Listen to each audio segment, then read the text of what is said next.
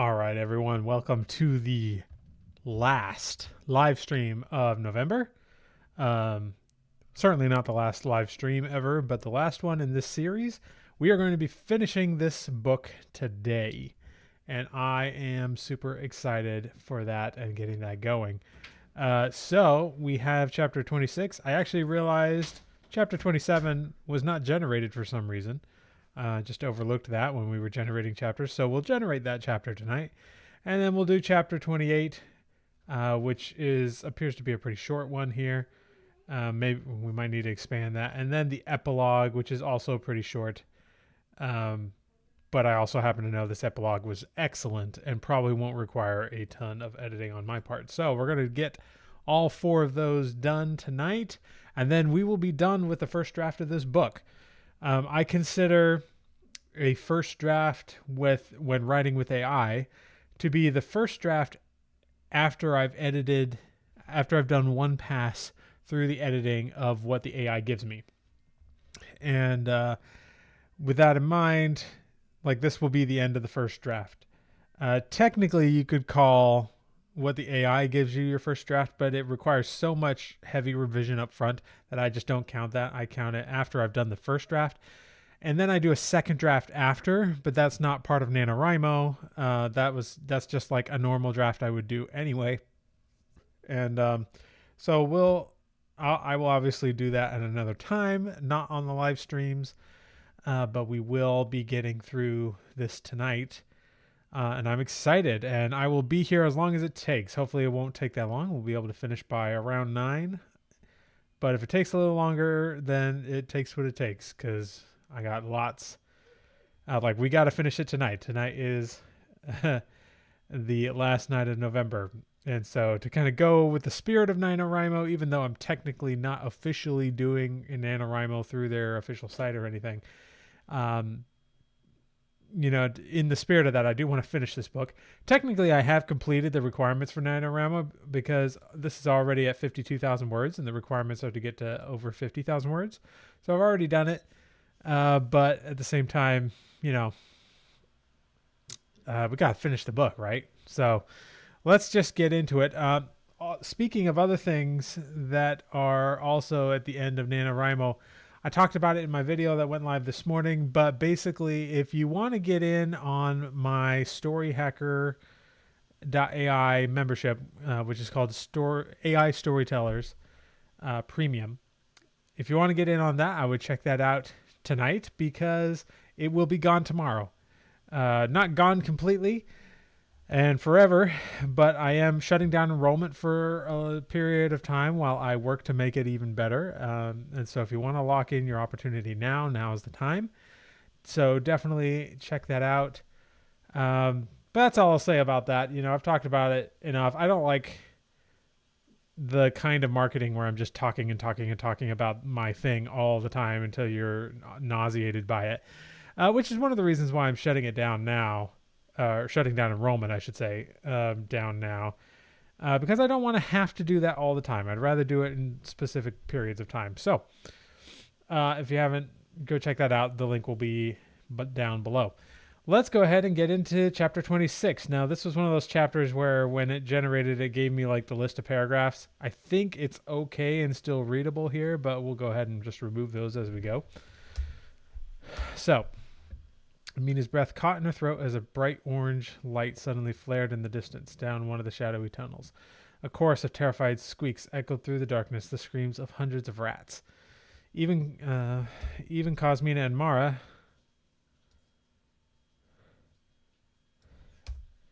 paused in surprise at the disturbance. Cosmina lowered the silver flute from her lips, cutting off the eerie melody she'd been. It's always described it as an eerie melody, so let's just say cutting off the song she had been playing to summon and control the vermin.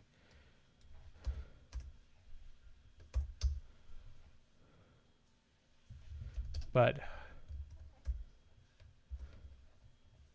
as Mina watched, a vague hope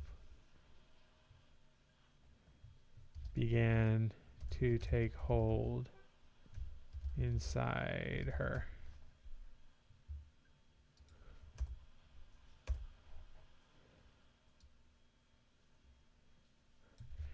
Whoever it was causing the commotion, anything that gave Cosmina pause was a welcome distraction. Mina tugged futilely at the ropes binding her hands behind the pillar, the fibers digging into her wrists, but the knots held fast. All she could do was watch and wait to see what emerged from the tunnels.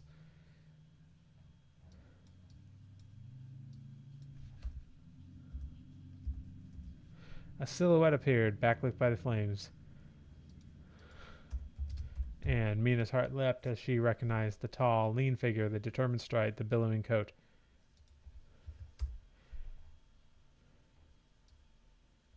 Sherlock. He had come after her. In his hands he held an odd device, some sort of metal cylinder attached to a tank on his back. As he swept the nozzle left and right, jets of intense flame spewed forth, engulfing the rodents closest to him. Their chilling squeals, their death shrieks filled the chamber as they ignited into twisting, writhing fireballs before crumbling into piles of ash.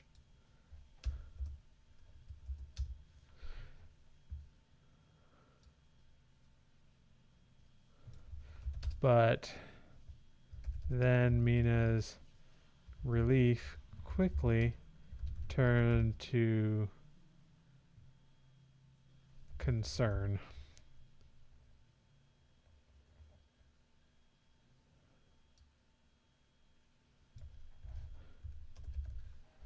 Sherlock's makeshift device could incinerate the rats, but it would do nothing against Cosmina and Mara. As a mortal, even the great detective was no match for their supernatural strength and speed.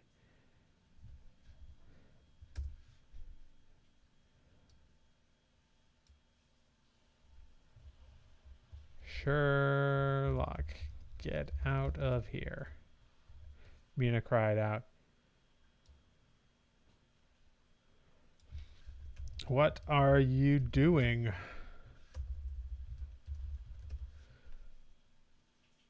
But her voice was lost in the shrieks of burning vermin. Cosmina and Mara, we'll say, advanced on Sherlock, their beautiful faces contorting into feral masks of rage. With a guttural snarl, Mara shot forward, moving so fast she was a blur. Before Sherlock could swing his flamethrower toward the vampire brides, Mara slammed into him, knocking the device from his grasp. It clattered across the stone floor as Mara grabbed Sherlock in an immobilizing hold, her glistening fangs poised at his exposed neck. Cosmina let out a cruel, lilting laugh as she scooped up the flamethrower. Well done, Mr. Holmes, she purred, but foolish of you to come alone. Her ruby lips curled into a smile as she brought the why is it always a bone flute? The silver flute back to her mouth. This will be your final case.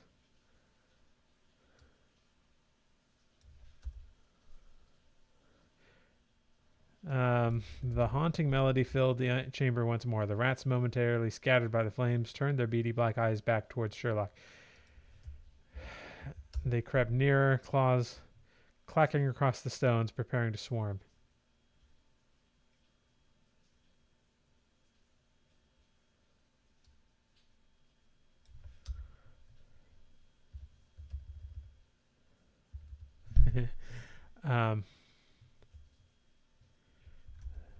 That's what they all say. Sherlock's voice was steady, though the taut lines of his body...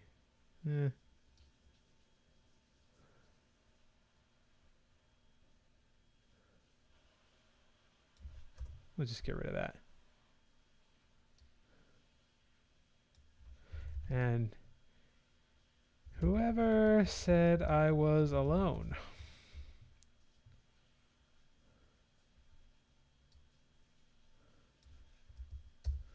At that moment, an unearthly snarl cut through the macabre music. All eyes turned to see a hulking, wolf-like shape lope out of the tunnel, yellow eyes glowing in the firelight. Gasps came from Cosmina and Mara as more beasts emerged. Surrounding Sherlock and cutting off the rats advance. Then with the sweep of his cloak, a man strode onto the platform. Mina practically sobbed in relief at the sight of her mentor.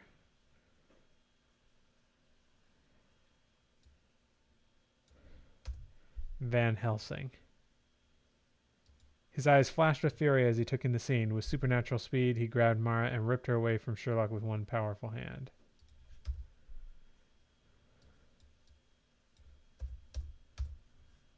Cosmina let out an ear-piercing shriek at Abraham's arrival, the flute tumbling from her grasp. "You," she hissed, her pretty face distorting in rage. In a blur, she snatched up the fallen flamethrower and turned it on Van Helsing, her thumb poised over the ignition switch.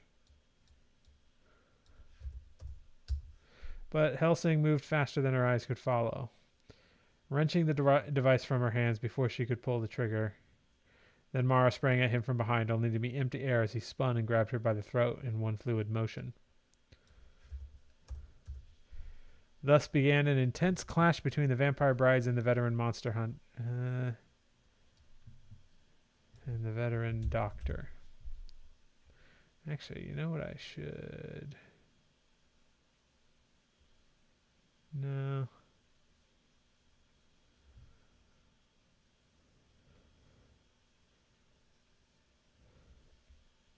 Though it was 2 against 1, Van Helsing...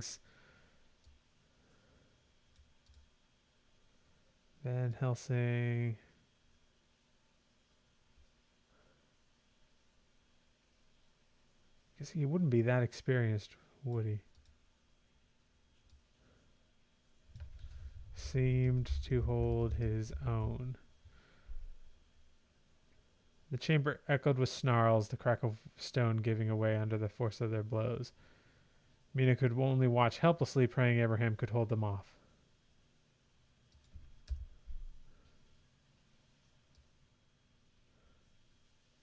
Mina watched from her place on the cold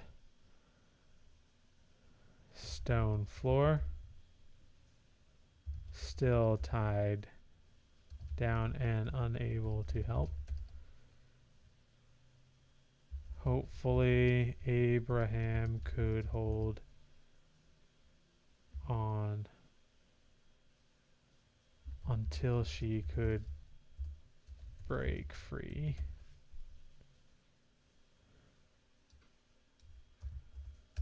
In the chaos, she almost missed the other figure slipping out of the tunnel. Dr. Watson. She wouldn't recognize him.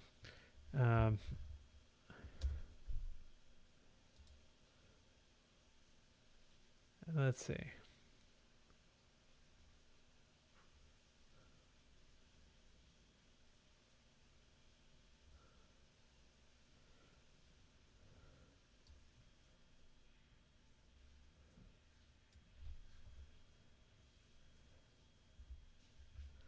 Out of the tunnel.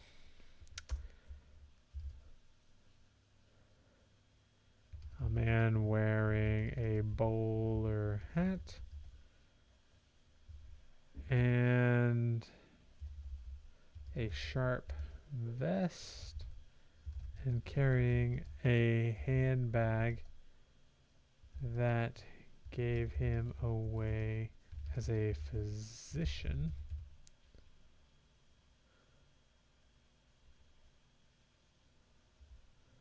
Of some kind. His medical badge was clutched. Oh, we already got the... And a carefully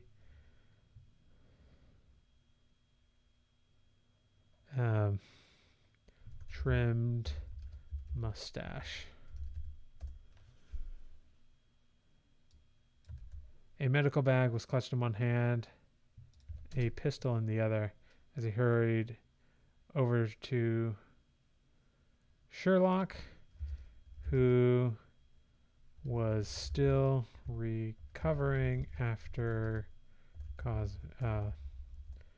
Mara had dropped him. After a quick look to assure that Sherlock was unharmed,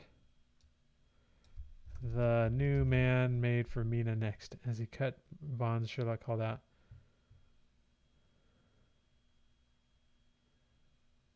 let's see. As he cut her bonds, he said, "Good evening, Mrs. Harker. I am Dr. John Watson."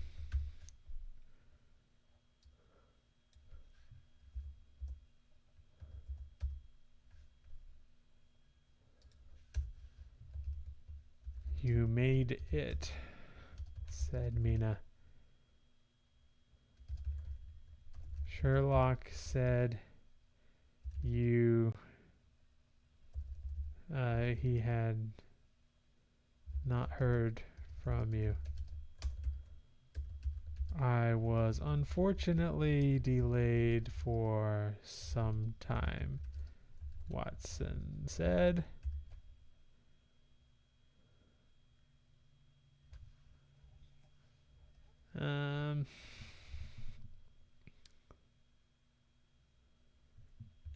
But we made it in time.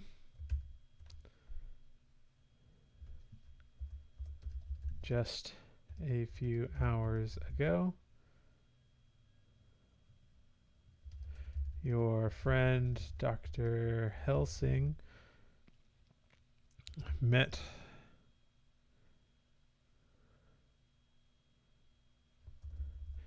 was instrumental in helping me convince the werewolves to accompany me. They haven't said much about the werewolves yet. I think they're actually supposed to come later. Well, we'll see, and then I'll go back and fix the first instance. Watson made quick works of the ropes with his doctor's scalpel. Mina hissed in pain as feeling rushed back into her chafed wrist. "However did you find this place?" she asked Watson as he helped her up.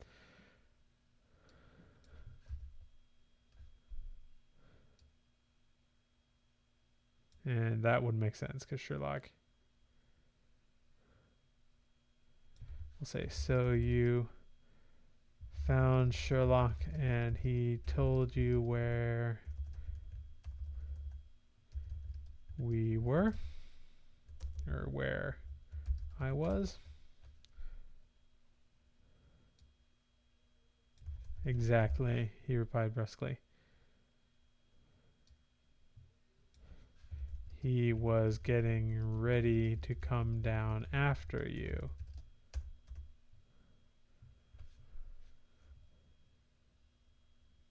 Even without backup, we arrived just in time.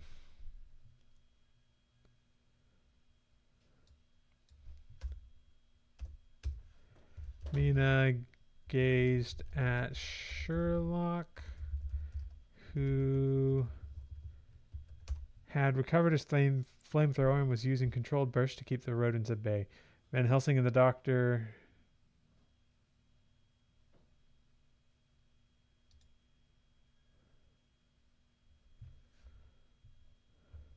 he backed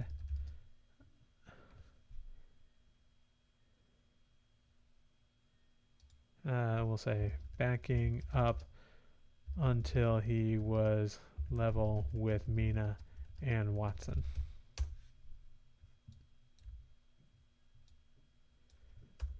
Van Helsing and the doctor turned up at Baker Street not long after you headed into the tunnels. We'll say we'll just get rid of the at Baker Street because that's a little confusing.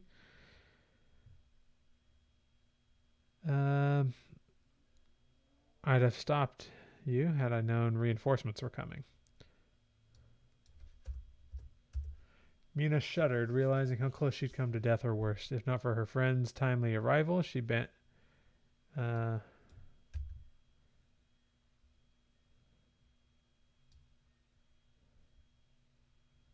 Say, well, no use dwelling on that. They still had to deal with Cosmina and Mara, but perhaps together she and Abraham could defeat them.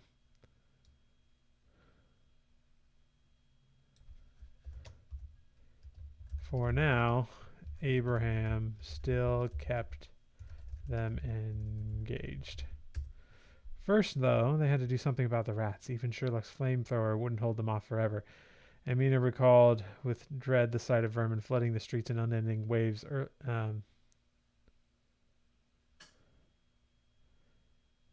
Flooding down the tunnels earlier, undoubtedly spreading across the upper streets of London by now.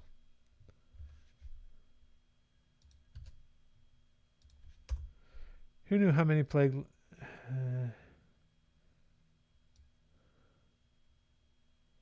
who knew how many would now be infected? Taking a deep, steadying breath, Mina turned her focus to the continued battle between vampire and hunter.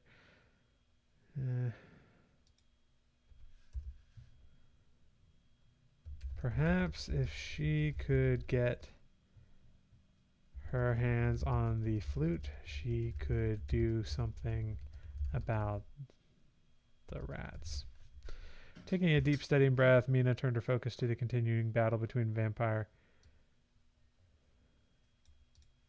Let's just say between vampires. Cosmina currently had Van Helsing pinned against a pillar, clawed hands wrapped around his neck. It was time for her to step in. With a fierce cry, Mina launched herself at the bride's back. Mina tensed, her breath catching in her throat as Watson...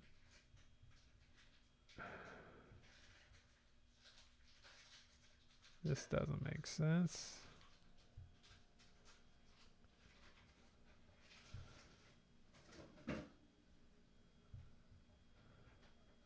Okay, so yeah, here's where the wolves are supposed to come in. So it's a little confused here. So let's go up to where it first introduced some wolves coming in. And I can just take that off.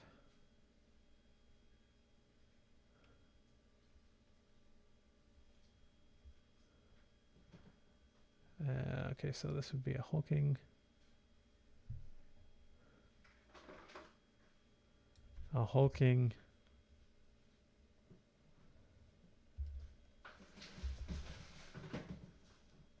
human-like shape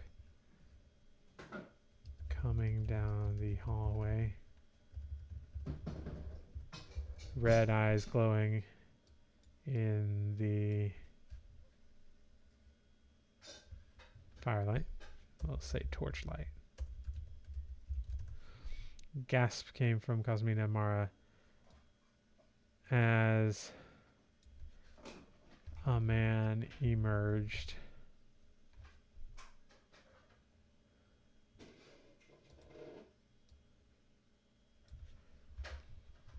The rats flowing around him as if they didn't see him.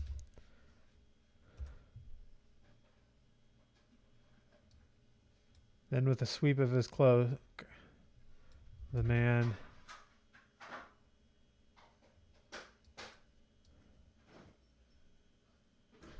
fully stepped into the light. So now we're talking about we're making that the entrance of Van Helsing instead of any wolves. I'm pretty sure there are no more wolves mentioned in that section. Oh boy, where was it?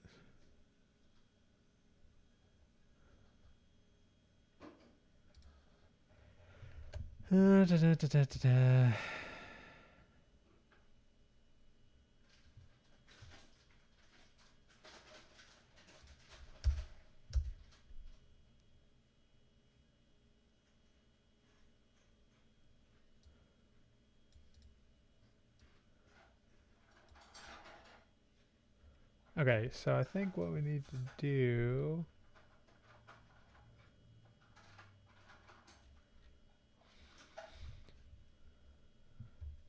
She took a determined step forward, but Watson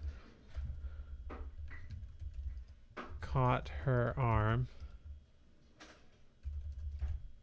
Hold Mrs. Harker.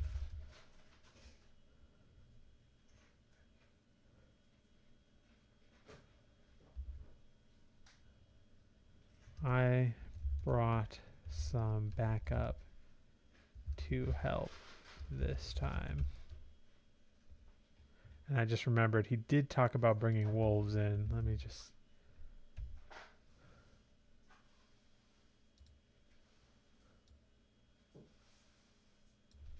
Was it helping me complete my task?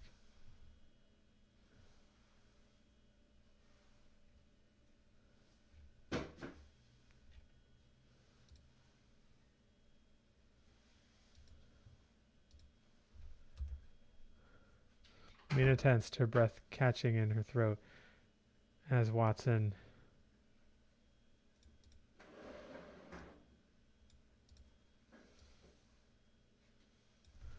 confusion, or just confused. But then a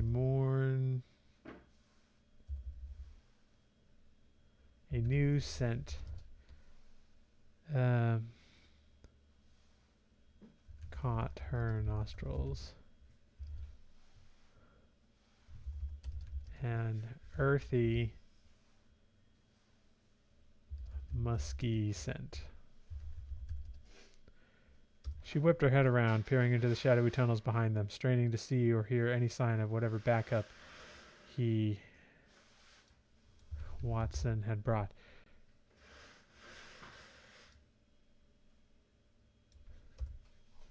The tunnels remained silent and still for several heartbeats, yet she couldn't shake the prickling feeling on the back of her neck, a tingling anticipation that something was coming. She glanced at Sherlock and Van Helsing.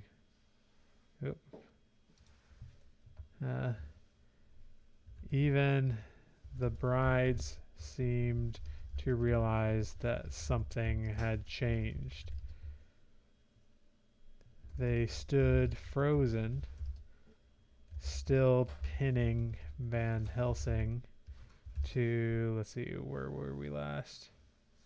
The pillar.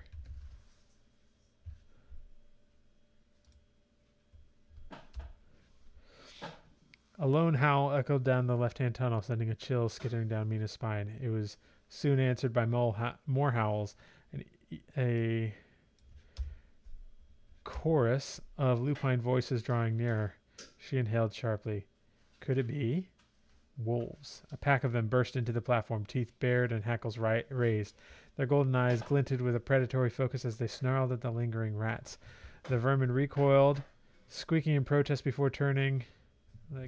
we'll say undead vermin, just to remind us that these are zombie rats, squeaking in protest before turning to flee down the myriad tunnels. But the wolves were faster, snapping and harrying them every step of the way. Mina watched in astonishment as the scene unfolded. Watson had brought wolves, actual wolves, into the very heart of London to come to their aid.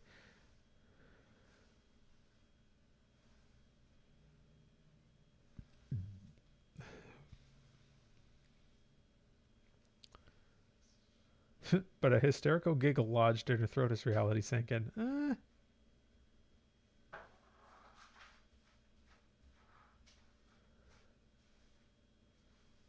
That doesn't... We'll just remove that sentence. But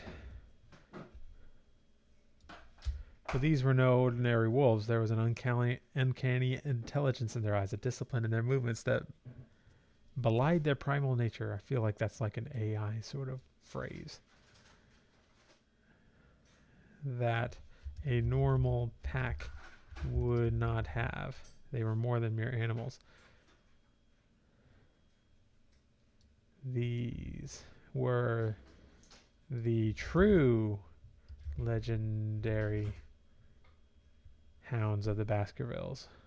Werewolves bound to serve the will of mortals. We'll just say the werewolves mentioned by... Oh, what was her name?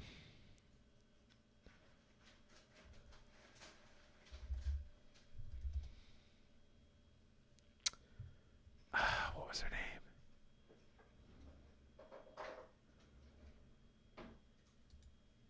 Let's back up.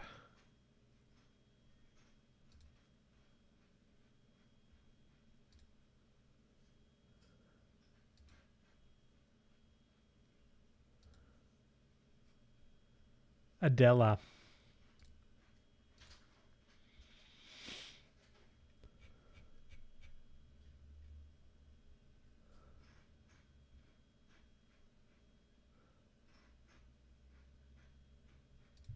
Adela in Romania. And Watson had succeeded in calling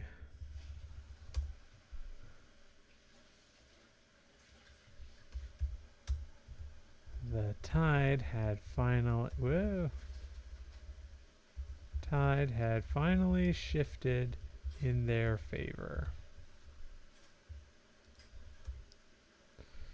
The brides let out new shrieks of fury as they registered this new threat. Their attention momentarily diverted, they turned to engage the wolves while Van Helsing pressed his attack on Mara and Cosmina. His moves were a blur, centuries of occult training. His more youthful grace kicking in now that he was at the height of his vampire abilities. He knocked aside Mara's vicious talons and grabbed her by the throat, flinging her hard against the tunnel wall. Stone cracked under the force of the impact, and Mara crumpled to the floor, stunned. Now was this, with Mara temporarily incapacitated, Van Helsing wasted no time in drawing a wooden stake from his coat. Ancient runes had been carved into the oak. We don't need that. He lifted it high, gaze fixed on Mara's heart, and drove it home in one swift motion. Mara's unearthly wail scraped across Mina's ears like rusted nails as the stake pierced her breast. Sickly green flames erupted from her body, consuming her from within. That doesn't track with what we've done. Within seconds, the power of the stake took hold. She thrashed in agony, features blurring and distorting grotesquely. Then, between one heartbeat and the next, her body crumbled away to fine ash. The only sign that Mara had ever existed at all was a smudge of dust upon the floor. One bride destroyed, but at a terrible cost. The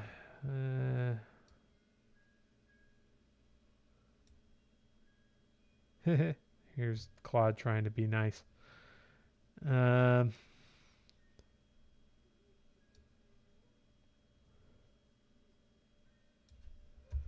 One bride destroyed. We'll just leave it at that. Enraged.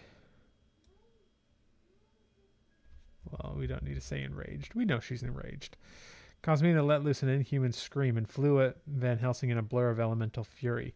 Her nails gouged furrows across his cheek as she narrowly twisted aside. Blood flowed in crimson rivulets, but he gave no sign of pain. His expression remained impassive, focused as he resumed his lethal dance with the bride. Yet now the wolves were closing in, snapping at Cosmina's heels and hampering her movements. She was deadly, yes, but not invincible. Mina could see the realization dawning in her crimson eyes. The odds were no longer stacked in her favor. This battle could not be won. With a shriek of frustration, Cosmina turned and fled toward the northern tunnels, but she could not escape so easily. Mina had slipped Watson's grasp and now moved to cut off the bride's retreat.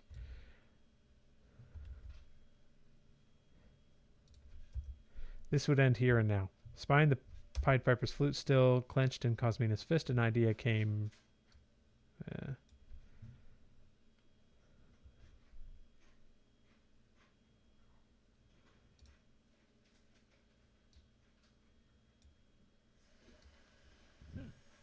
We'll say a plan began to form in Mina's head.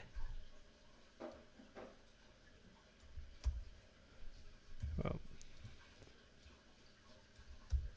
before Cosmina could react, Mina was upon her, grappling for her control of the delicate instrument. Cosmina hissed, baring her fangs as she strained against Mina's hold.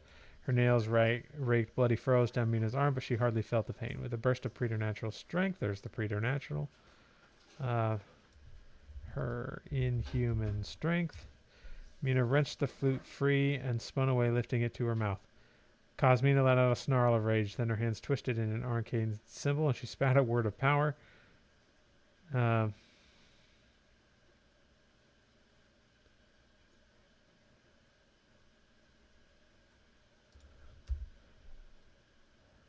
Then something strange happened. Cosmina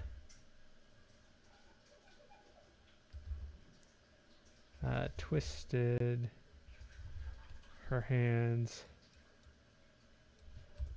in an arcane symbol Mina did not recognize. A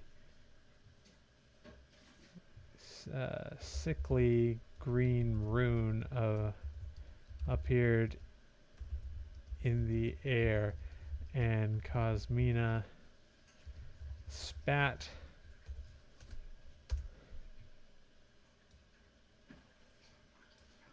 an unfamiliar word. We'll say series of words. The air grew heavy, oppressively so, and shadows crept in at the edges of Mina's vision. An unreasoning despair threatened to crush her spirit. She recognized this foul magic. It sapped emotion and left hollowness in its wake.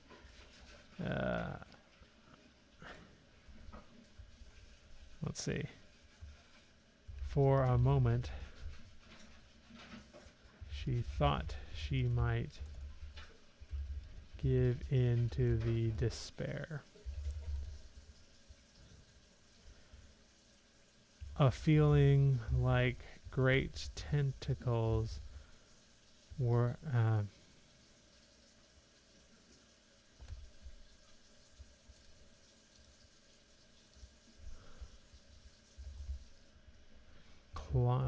great tentacles clawing at her wrapped itself her in hopelessness. She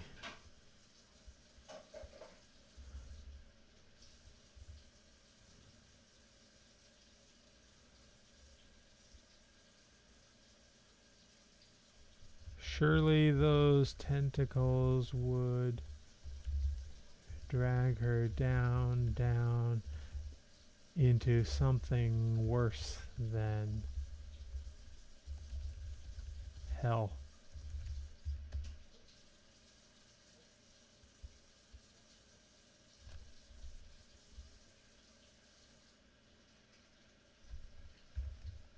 But then the feeling was gone as quickly as it had come, as Mina gained enough clarity to gaze around her. She noted that Cosmina was gone. Whatever spell she had enacted, it must have been to give herself enough time to escape.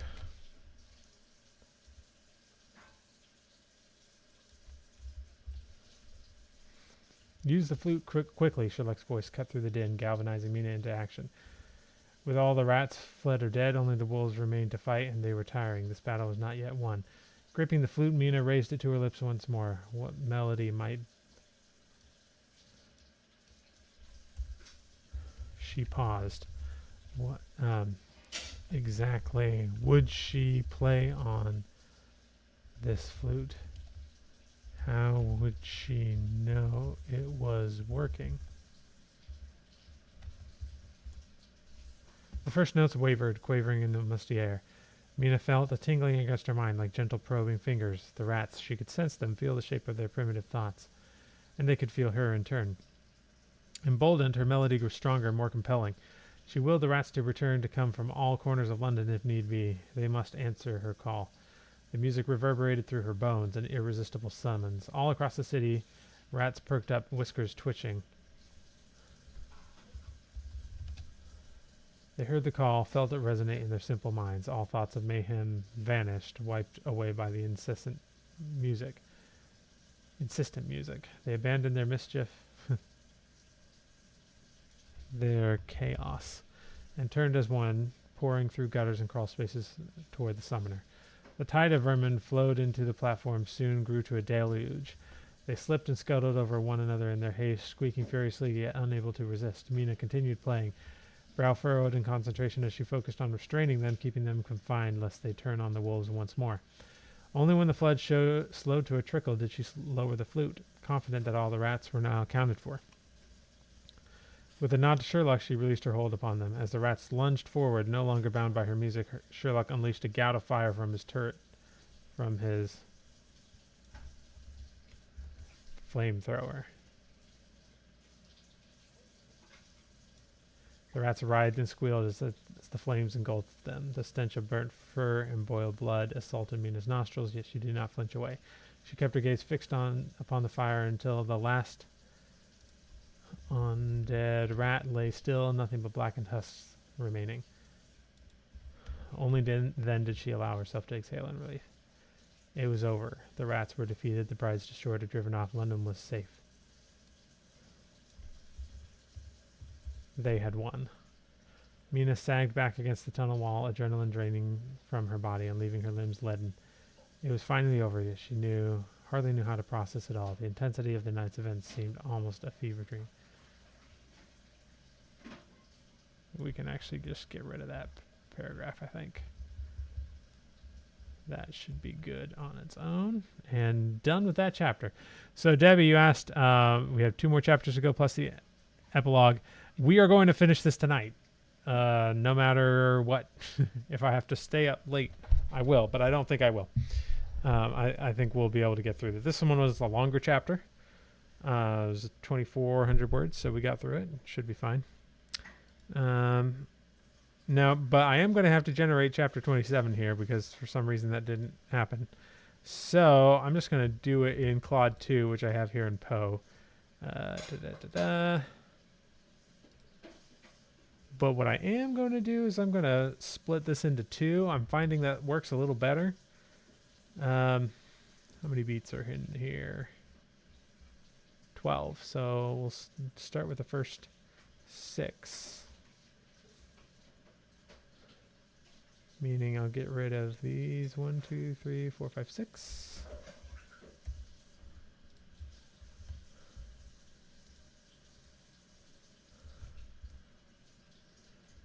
All right.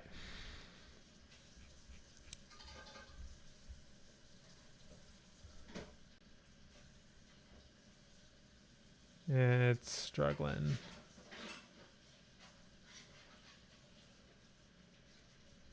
No, that's not what we want. Let's try.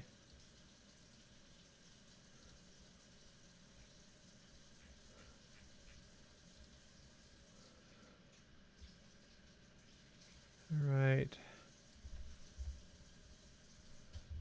We'll actually make this 10,000 words of a chapter.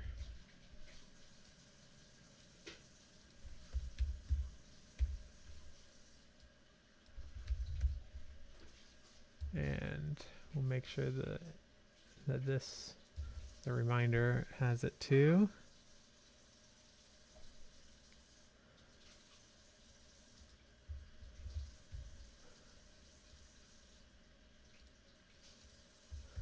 try that again.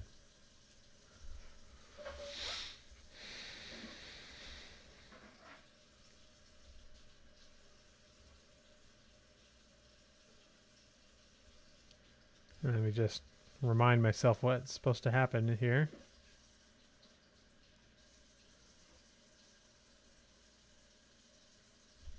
Yeah.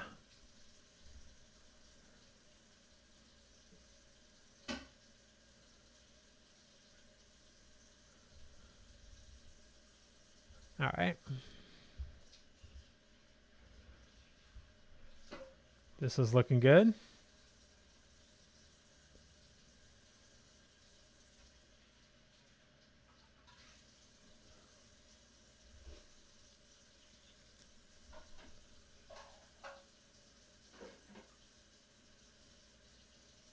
I'm curious. Let's just take this prompt that I just did and give it here in Claude 2.1 and see if it does it.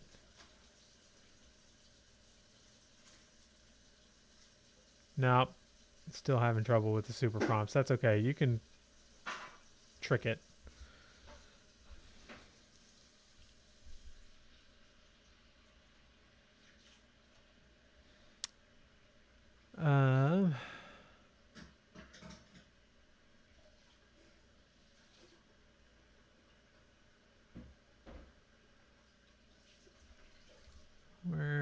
What is supposed to be here?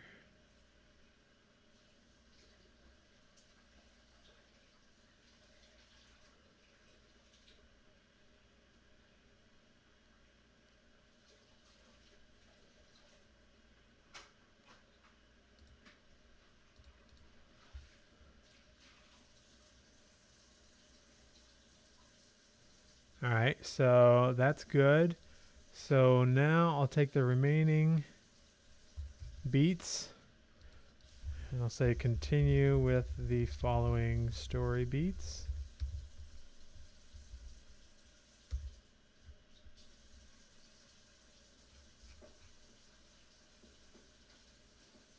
Whoa, what's it doing?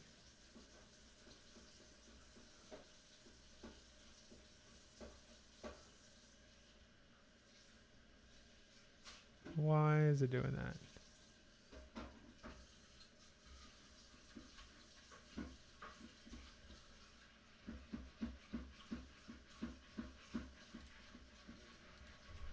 Continue the story in the same style using these story beats. We'll say maybe instead of using, we'll say following.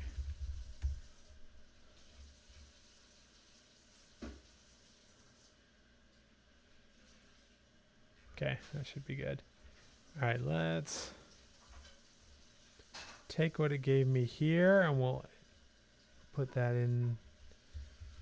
into the chapter.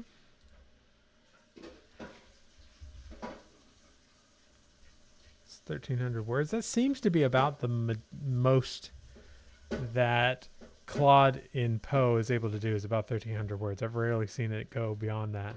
I wonder if there's some kind of limitation that we don't know about, some kind of prompt, system prompt or something.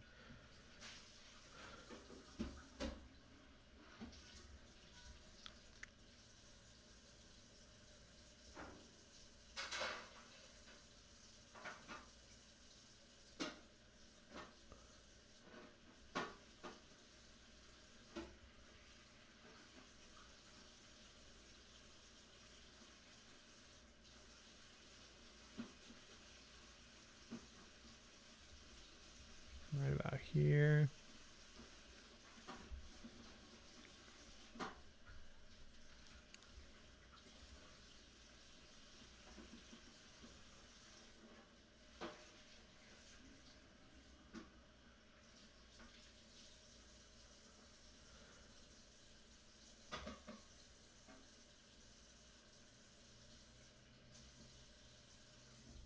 Okay.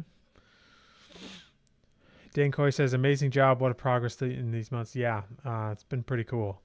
Evolution DL says, was Claude too dangerous? That's what Anthropic implies when they say they wanted to focus more on safety. No. Anthropic's mission has always been safety. And so Claude 2 was part of that mission. Claude 2.1 is part of that mission. They are always working further towards that. Um, so, yeah, I wouldn't say it was any more dangerous than any other large language models, but I think they see all large language models as being potentially dangerous. My goodness, it's been going on for a while here. Let's see. This might end up being a bigger chapter than I thought. Continue.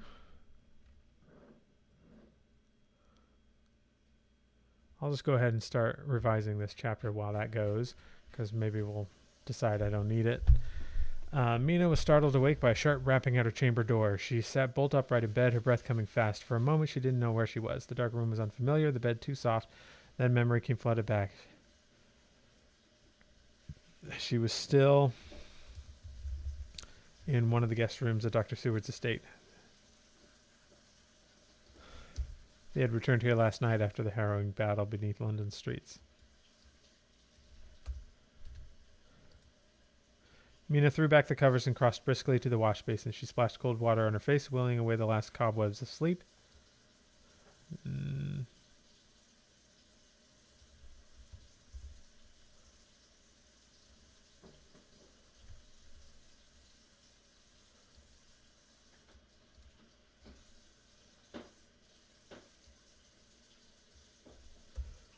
The rapping came again, more insistent this time. Mina straightened her shoulders and went to answer it. A young maid bobbed a curtsy on the threshold. Beg pardon, ma'am. Dr. Seward sends word that there are guests to see you. They're waiting in the blue parlor. Yeah, I guess that's okay. Mina nodded crisply. Please inform the doctor I will be down directly. The maid hurried off and Mina closed the door. Guests, was it? She had a fair idea who they might be. Quickly she washed and dressed, braiding back her fair hair neatly. A plain dark gown suited her purposes. We're spending a little too much time telling, or showing instead of telling. She belted a cloak around her shoulders, then made her way silently through the rambling halls of Purfleet Sanitarium. Down the halls. Lots of hallucinations today. Voices murmured beyond the half-open door of the blue parlor. We'll just say, okay, blue parlor is wrong. Dr. Seward's study. Let's go fix that in the study. Mina paused and inhaling deeply to steady her nerves. We don't need that. She knocked once and entered. 4 men turned to greet her. Dr. Seward smiled kindly from his armchair. The tall, sharp figure of Sherlock Holmes occupied the center of the rug.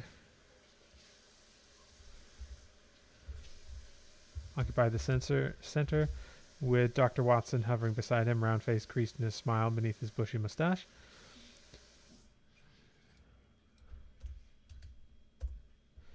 The 4th man was a stranger, powerfully built. He had a square jaw and keen yellow eyes. We'll just say light brown eyes that seemed to pierce her very soul, that seemed to be almost yellow. Not a man at all.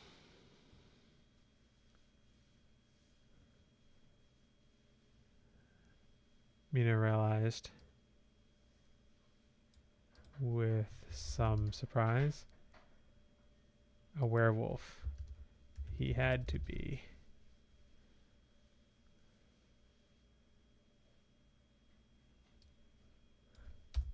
Get rid of that. Mina inclined her head graciously to each man in turn. Good evening, gentlemen. I hope I have not kept you waiting long. We don't need that. Not at all, Dr. Seward assured her. May I present Mr. Lucas Cole, leader of the London Werewolf Pack. He wished to speak with you himself.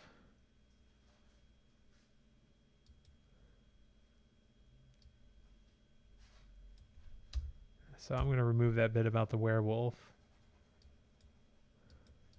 Ah, that explained it.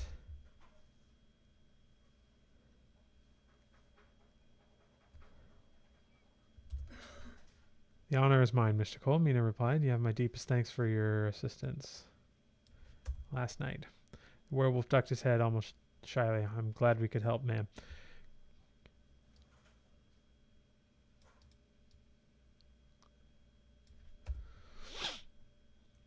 His voice was a deep rumble. Quite, said Holmes briskly, but there are yet matters to discuss. His piercing gray eyes fixed intently on Mina's face. Some of the victims bitten by the undead rats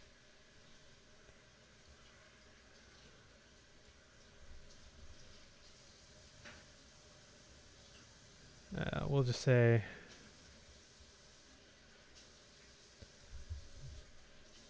we didn't catch all the undead rats before they found some victims. A few have become undead themselves.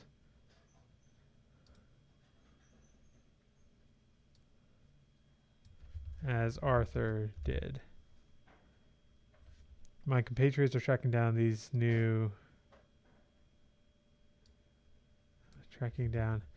any more that might exist even now to contain the outbreak.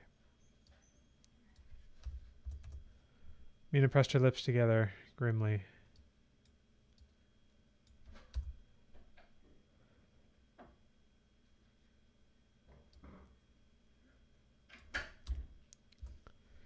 The werewolf's ability to track them by scent should prove invaluable, she mused. Have you had success thus far?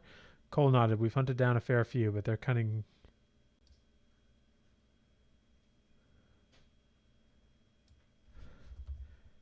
The infection can spread with one bite.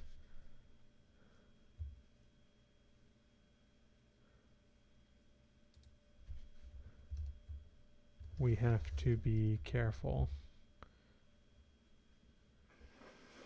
that we don't miss any, and that we remain whole ourselves.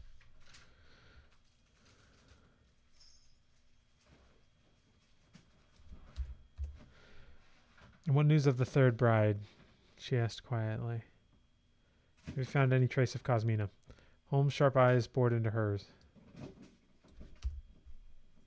None, Holmes admitted. Likely she has already fled.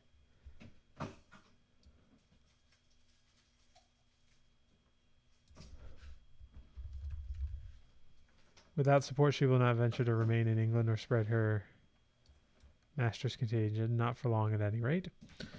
Mina's shoulders slumped ever so slightly. The final vampire bride had slipped the net.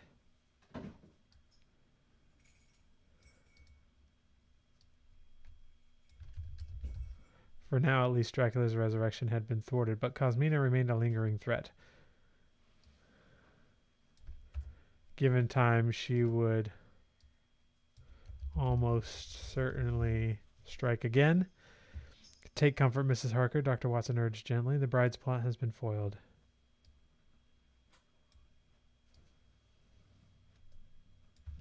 We have won a great victory.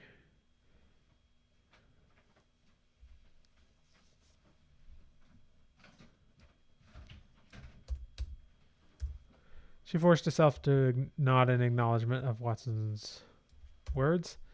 In truth, she took no joy in any of this, not vengeance nor victory, only a bone-deep longing for it to finally be over. Holmes cleared his throat in the silence. By the by, where is our erstwhile vampire hunter this morning? Van Helsing made his distaste for daylight abundantly clear, yet I see no sign of his peculiar habits.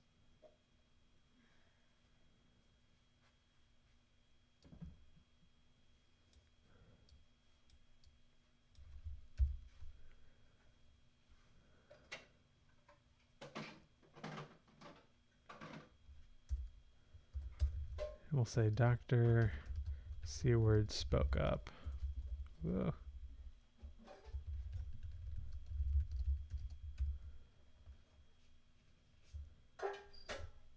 When I awoke,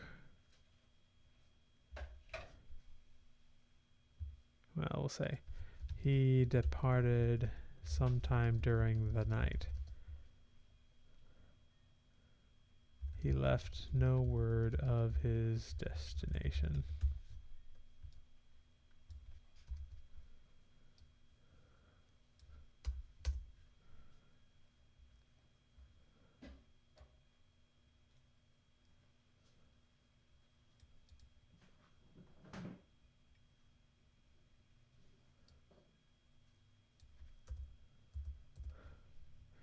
Perhaps he has gone back to Transylvania, Dr. Watson suggested hesitantly. To Castle Dracula itself, he spoke often of unfinished business there.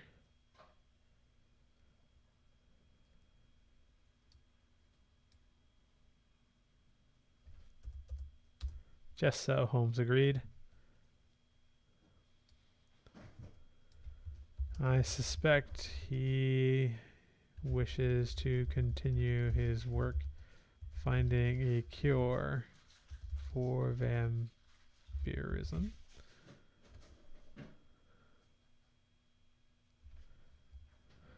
Let us hope he finds success.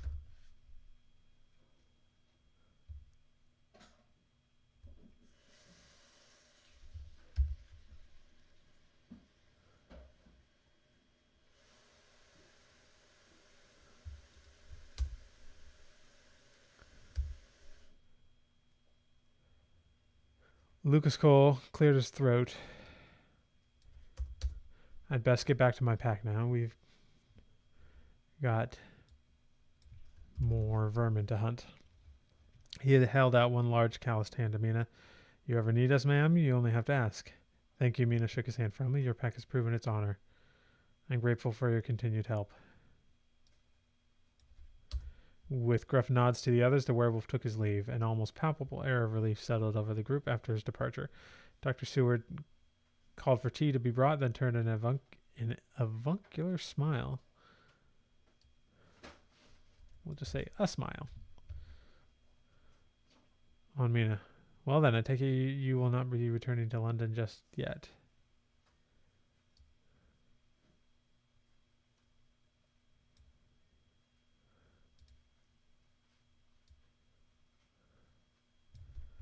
What is next for you, Mrs. Harker? I take it you won't be following after Dr. Van Helsing? Mina considered. She had not thought beyond the next day.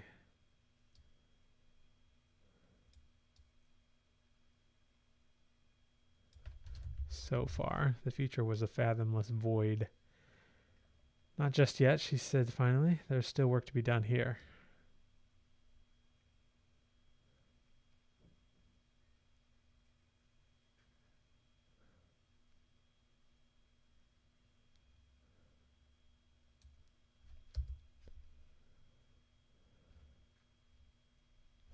Indeed. It felt like something had changed since last night. She'd always believed vampires like herself to be solitary creatures stalking the night alone, but recent events had opened her eyes to a wider hidden world filled with magic and monsters she'd never dreamed existed. Werewolves prowled the streets. Rats carried undead contagions. Cause Mina had enacted some kind of magic spell to escape in the underground. And of course, there was the enchanted flute that could summon an army that could control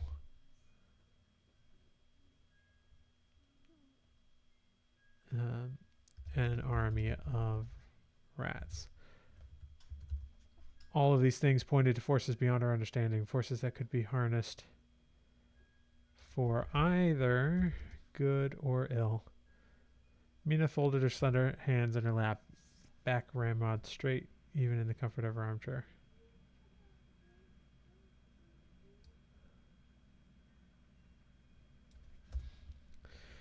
Get rid of that. There is more at work here than we comprehend, she said. Things I never thought possible. I believe my kind to be an anomaly, alone in the shadows. This is kind of repeating what we had here earlier.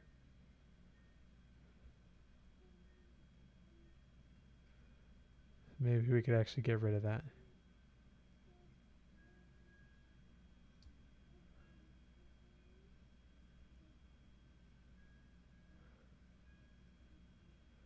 Yeah, we can get rid of all this. I believe my kind to be an anomaly, alone in the shadows. My kind. Vampires. To be an anomaly, alone in the shadows. She met Sherlock's keen gaze. Just say eyes. But we are not alone. Or we'll say, but I am not alone. Am I? There are secrets lurking under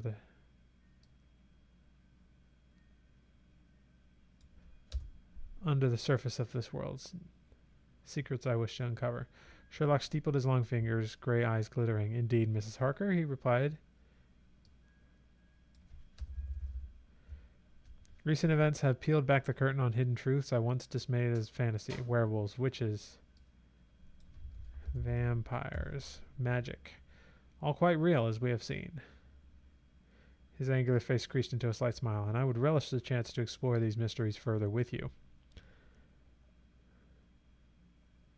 Mina's red lips curved into a small, close-lipped smile. She'd always felt a kinship with the eccentric detective, both kindred spirits seeking answers to life's riddles. We don't need that. And you will be pleased to hear I wish to establish an institution to investigate such phenomena and document them for study, an institution bearing my late husband Jonathan's name to honor his memory.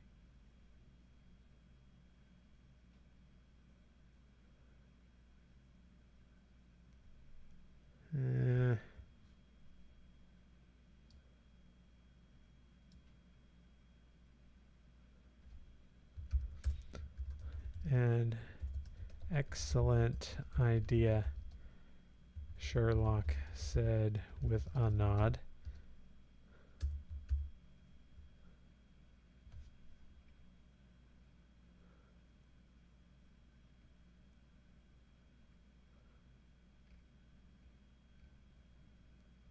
Let's see, do we have the name in here?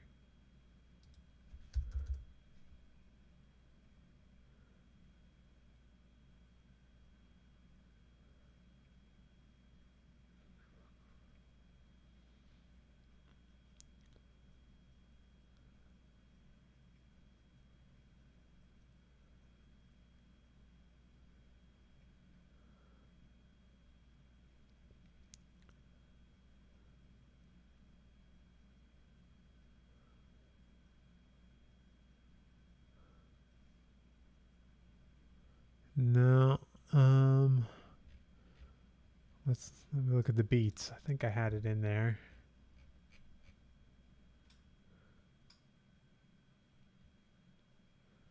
Oh, Lucas Cole isn't supposed to be gone yet. I'll have to edit that.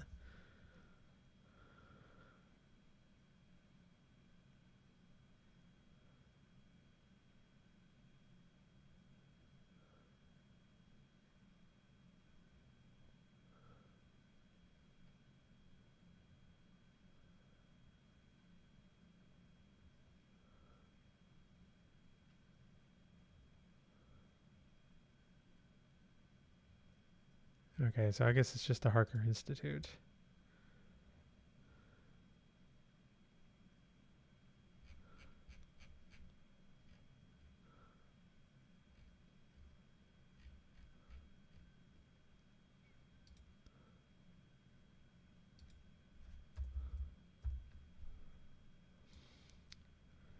We will call it the Harker Institute.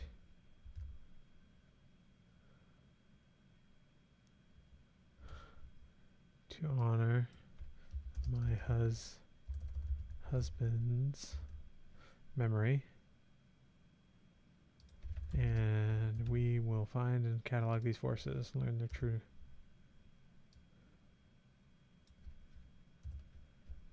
These supernatural forces.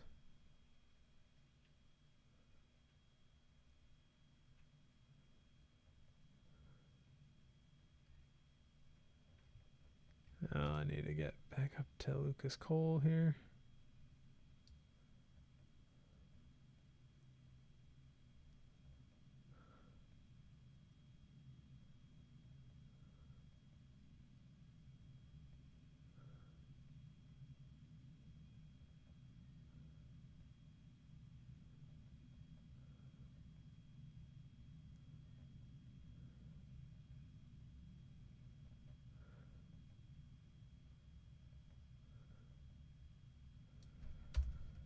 They spent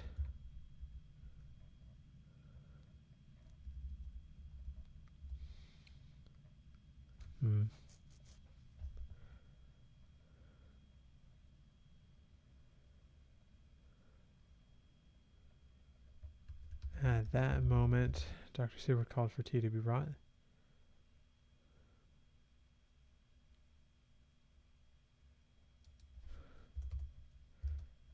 After inviting them all to sit at their his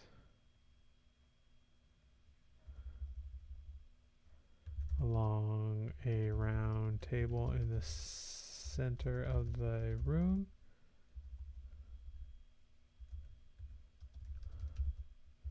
He turned a smile on Mina.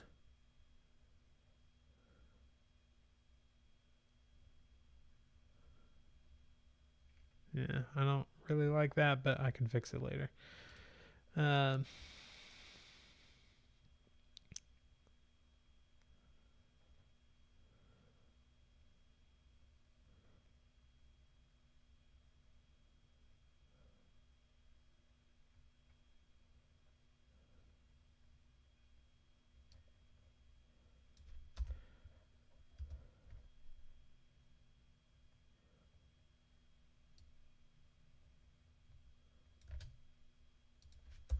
There we go.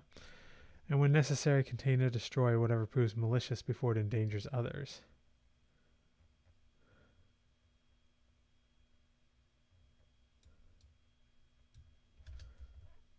Threats like the bride's or Dracula himself.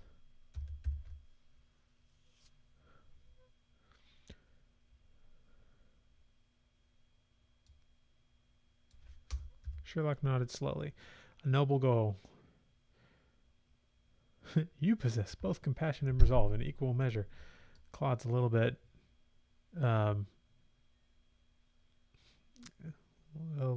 cheesy today.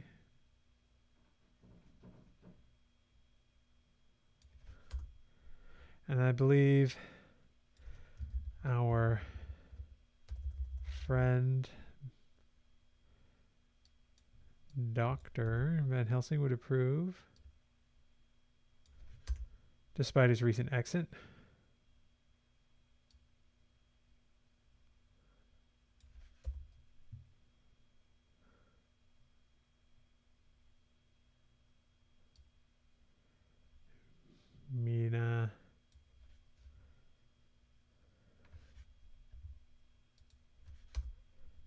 Mina's brows knitted together. Perhaps in time he will find his way back to us.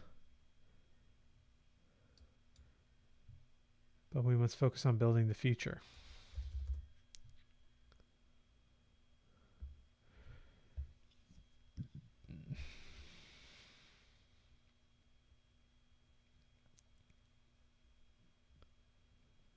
And I think we can actually cut forward a little bit.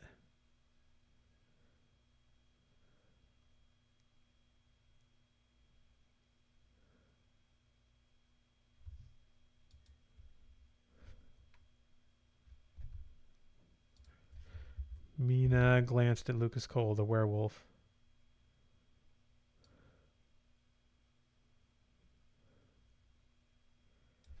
Noting his craggy face looked troubled.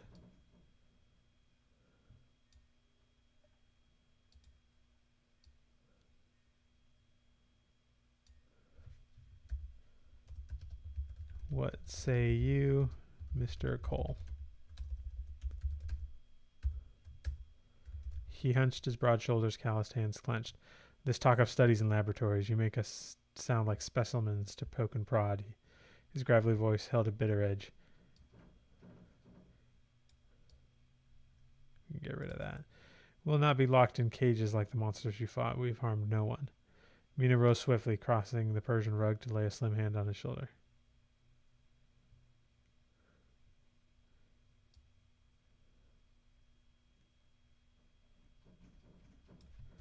We'll say, rounding the table to lay a slim hand on his shoulder. Of course not, she assured. We'll just say she said.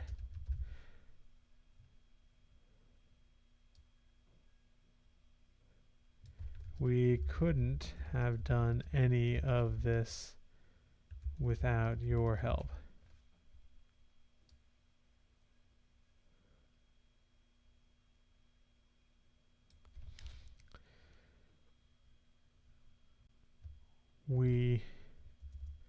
I am a vampire. It's not like I would agree with any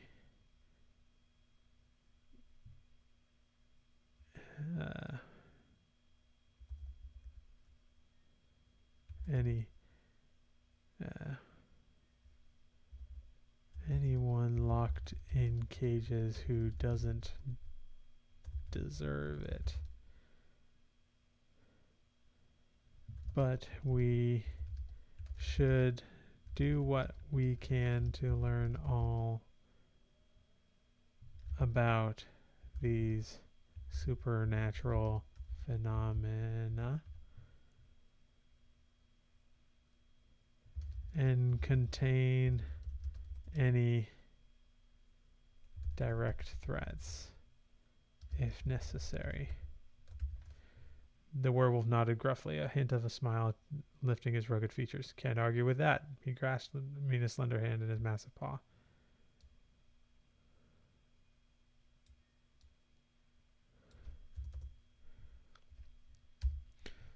You've got heart, Mina Harker. Don't lose that.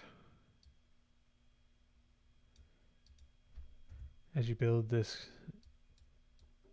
institute of yours.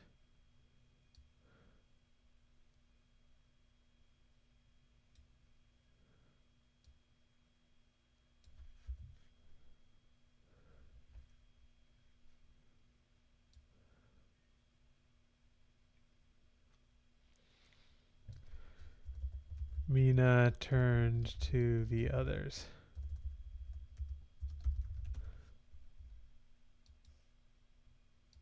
Well, actually, let's change this to say, if you don't lose that, I will follow you. Mina smiled and turned to the others. Then let this mark the first meeting of the Harker Institute for Unusual Phenomena. Oh, so it was there. If we stand together, the light.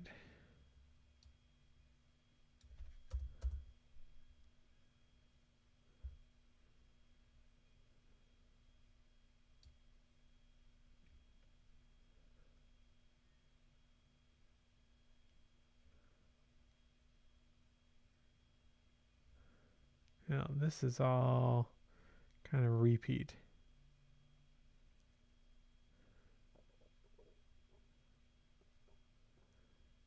I need to go look back at what the prompt said.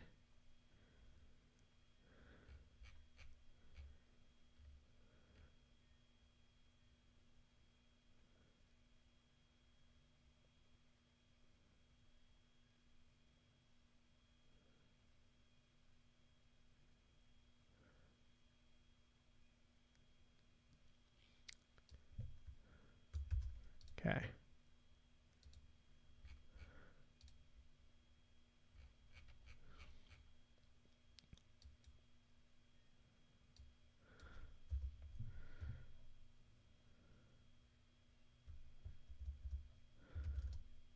She turned to Sherlock, who was leaning back in his chair with a satisfied expression on his face.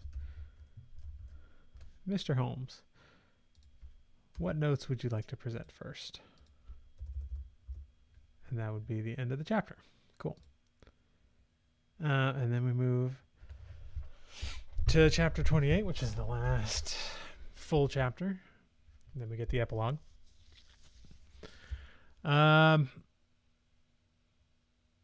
Robin says, "Is this the final live stream?" And Fazia says, "I hope not. This is the final live stream for this book.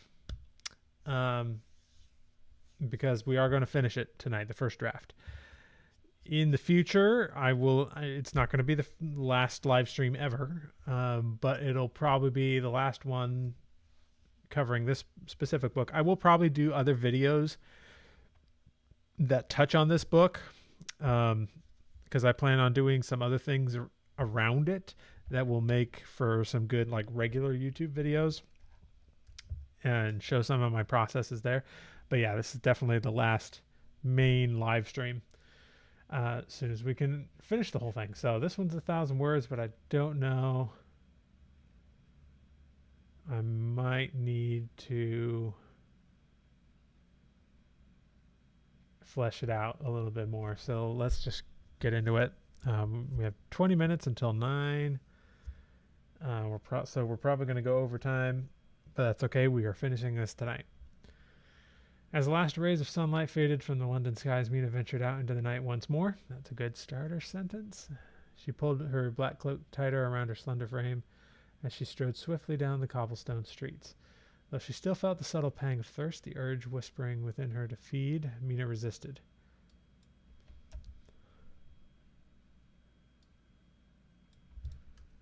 I'm going to put this into Claude and get ready to do some expanding. Here is a chapter I'm currently writing. Give 2 suggestions for how I can improve. I'm just giving it something to do. I don't actually want to know what it wants to tell me.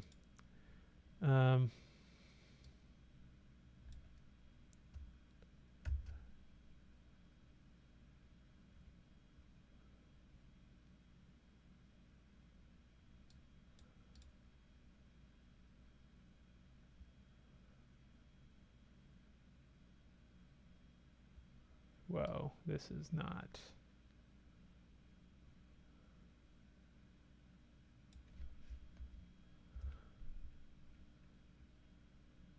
Okay, yeah, we're definitely going to have to expand this. Can you flesh out this passage to show more than tell?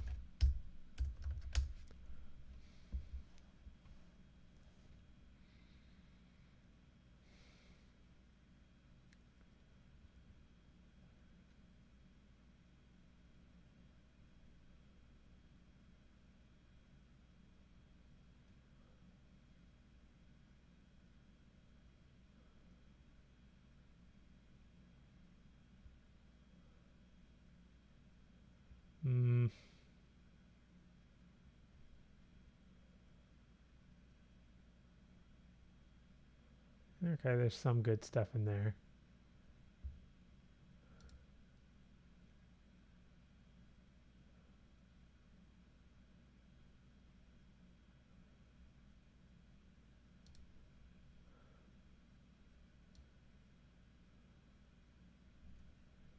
this sentence here is good.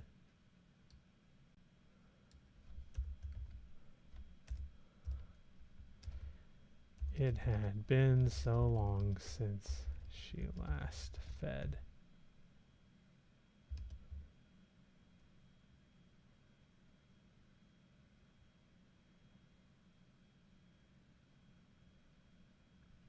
Even meeting with the others had been somewhat difficult.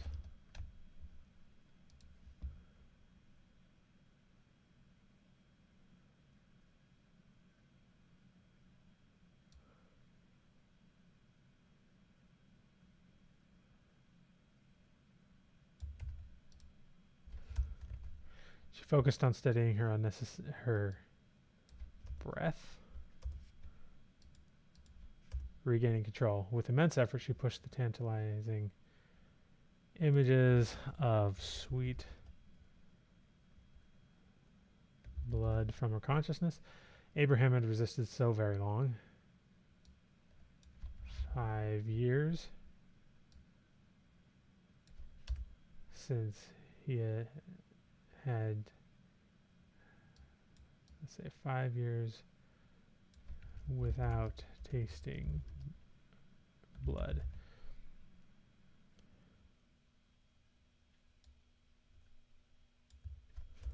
The snarling need must have plagued him every waking moment, yet he had persevered.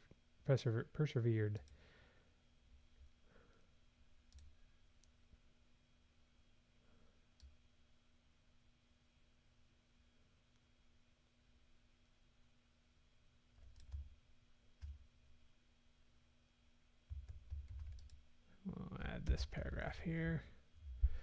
If Abraham could deny the thirst, couldn't she at least try? Perhaps she could not last as long as he had, but even a handful of years living free of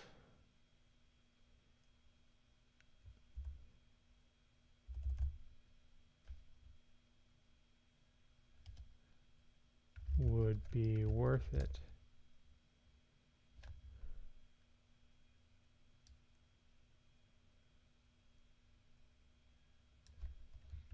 She could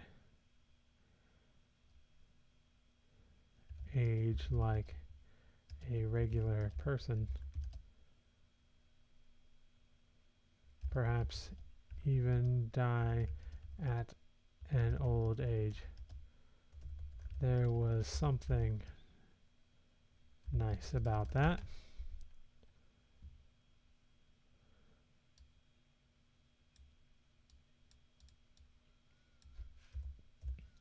About that thought, we'll say. Her pace was smooth and graceful, her footfalls near silent on the cobblestones. Though the night air was chill, she did not feel cold.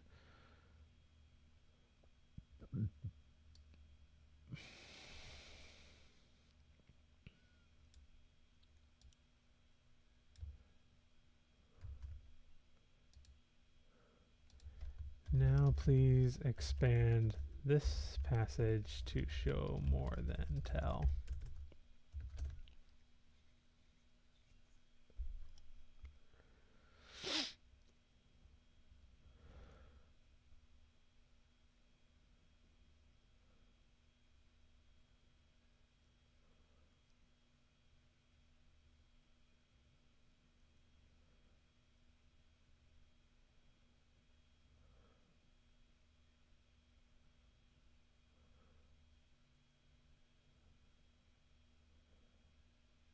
Yeah, this is good.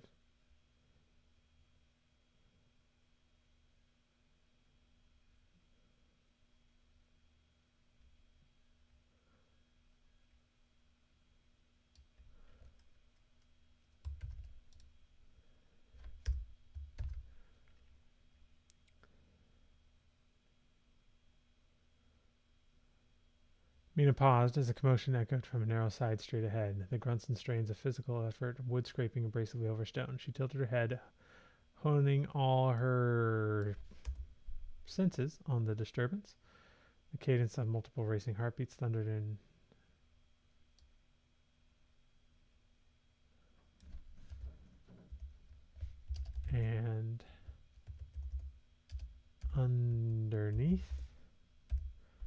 Muffled by some barrier came the soft cries of children.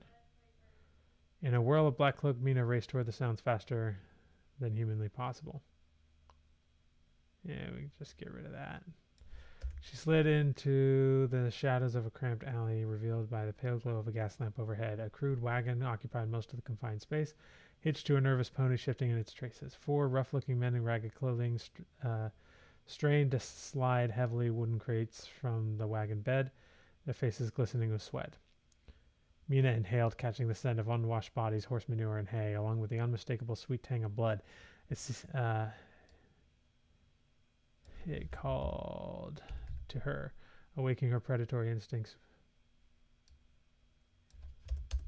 The cries had fallen silent, but Mina could hear the rapid patter of small hearts pounding within those wooden boxes.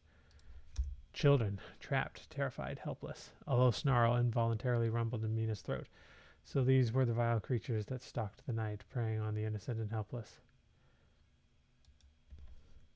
The ones who stole children from their beds to sell them to the highest bidder. Red tinged her vision, rage and thirst welling up to drown her senses.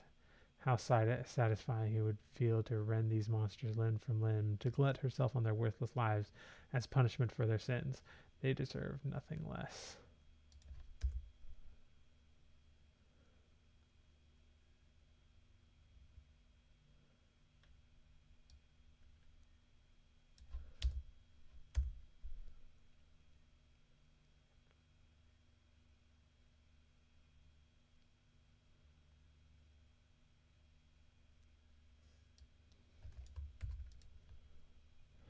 Do the same for this passage in 100 words, because I don't want it to give me too much.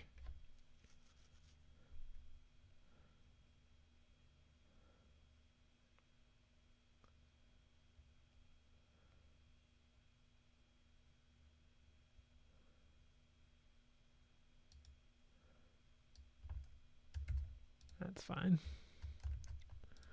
But Abraham's kind yet weary face flashed in her mind. He had resisted for so long, clinging to his nobility. Could she do any less now and still claim to follow?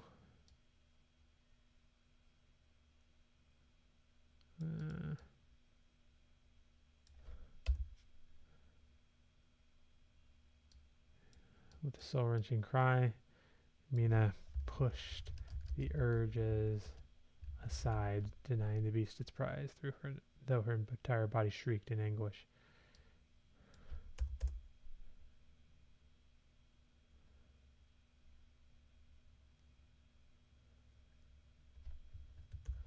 But that would not mean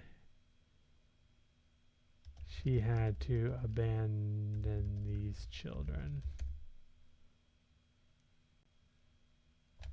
Moving with... You know what? I think we might leave this preternatural here. Mina rushed into the alley and subdued the men before they could react. With one hand, she lifted a man easily and flung him hard against the brick wall, knocking him unconscious. Another came at her with a club, but she gracefully sidestepped and swept his legs from under him with a kick. Soon all the smugglers were neutralized where they lay on the cold stones.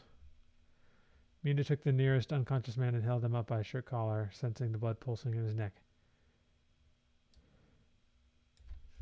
It would be so easy to slaughter these vile men and gorge herself on their life essence. But that was the old Mina, the monster she was striving to leave behind. Abraham had proved it was possible, at least for a time, to resist the thirst. If she abstained from blood, perhaps she could live a relatively normal life.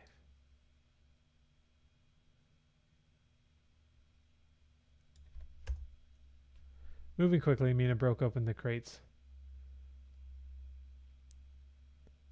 Hang on.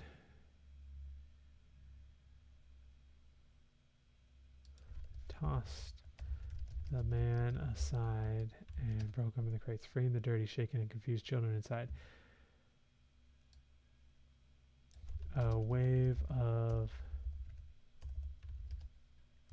relief washed over her, due not only to saving these children from a terrible fate, but also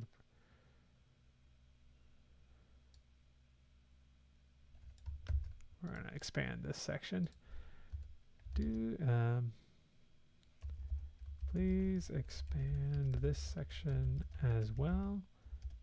Taking care to show, not tell, and write in a best-selling novel style. Just because, why not?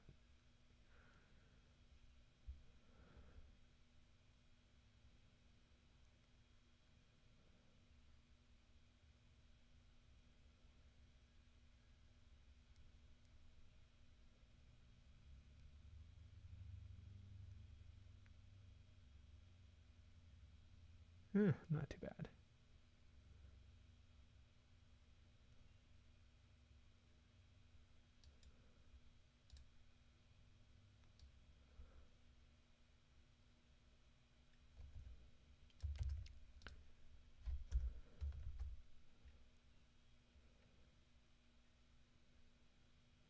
As Mina gently set the last sniffling child down, a profound sense of release bubbled up from deep within her soul.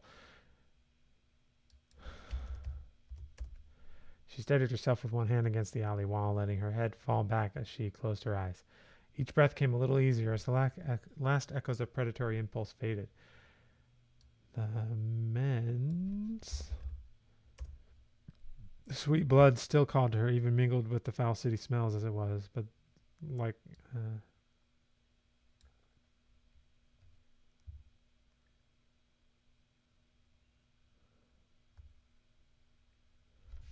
but it was manageable.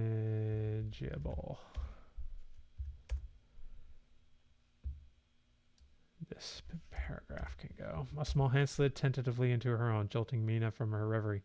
She gazed down into the dirt-smudged face of a boy staring up at her with awe.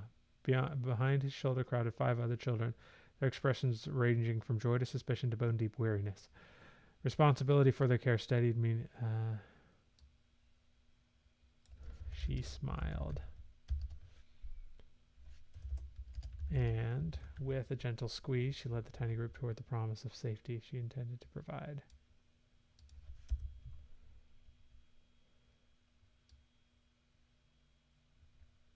Away from the unconscious men. It's all right now, she soothed the sniffling children in a gentle tone. I'll take you somewhere safe. Scooping up a small girl in her arms, Mina escorted the group to a nearby police station. The officers were shocked when she explained stopping this, how she had stopped the smugglers. At her firm insistence, the police promised the children would be cared for, ideally returned to their families if possible, or placed with benefactors. After securing the children's safety, Mina led the officers to the alley where the men lay bound and unconscious. As they began to stir, the smugglers shrank back in fear upon seeing Mina's return with the police.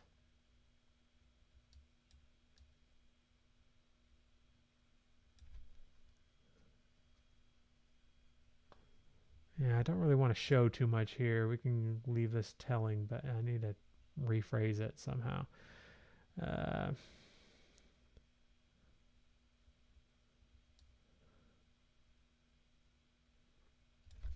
It was almost satisfying to see the astonished look on the faces of the policemen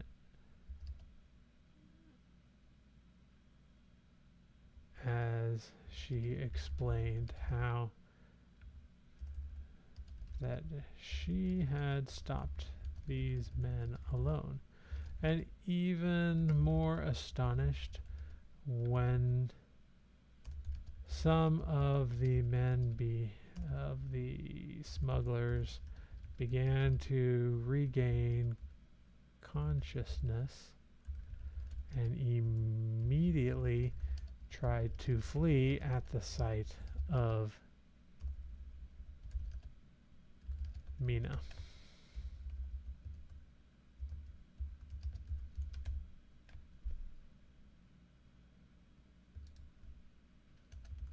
But before the police could ask any questions, she vanished into the night.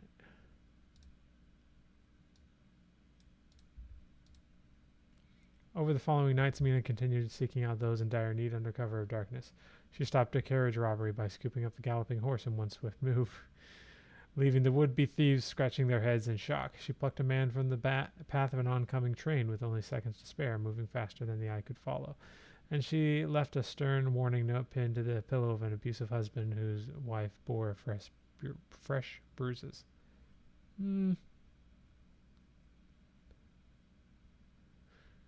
Each morning as the sun rose, Mina returned to the Harker Institute where Sherlock and the others met to discuss their investigations.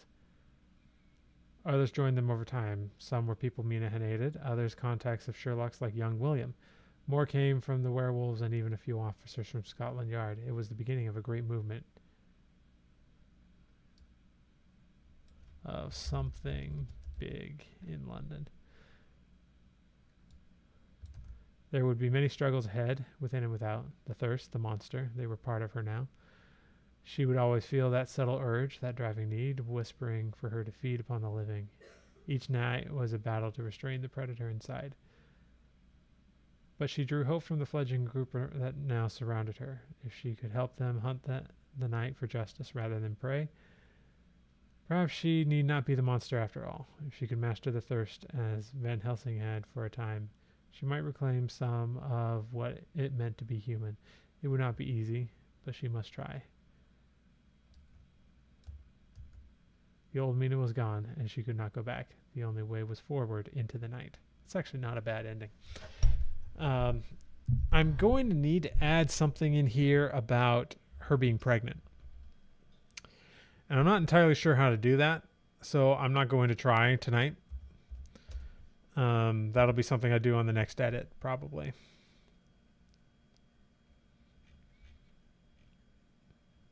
But yeah, this is okay for now. Let's move on to the epilogue,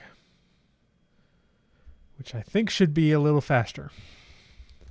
Cosmina knelt on the cold stone floor, her head bowed low before the towering, sinister figure who loomed above her. Those features were obscured by the hood and cloak he wore. She knew him.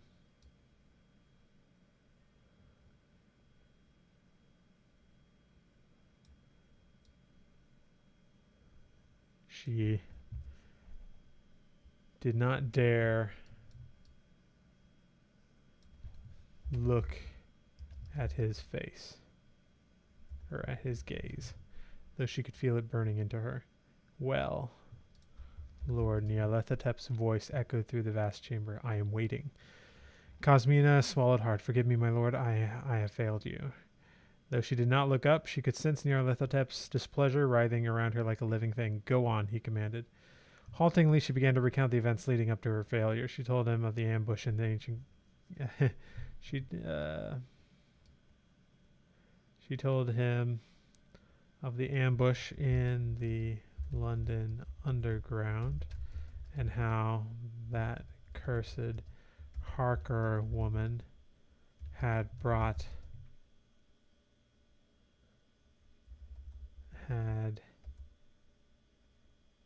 taken Dracula's ashes, how the detective and his minions had followed. We were unprepared, she explained, her voice quavering. The werewolves, we did not anticipate their involvement, and the hunters... That doesn't make sense. Enough, Nyarlathotep cut her off sharply. Your excuses do not interest me. You were given a simple task. Eliminate the mortal pest who dared to slay Lord Dracula. Instead...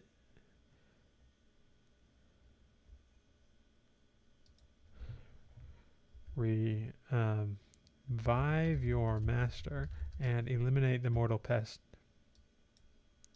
She wasn't mortal. The pests who dared to slay him. Instead, you allowed yourself to be routed by peasants and mongrels.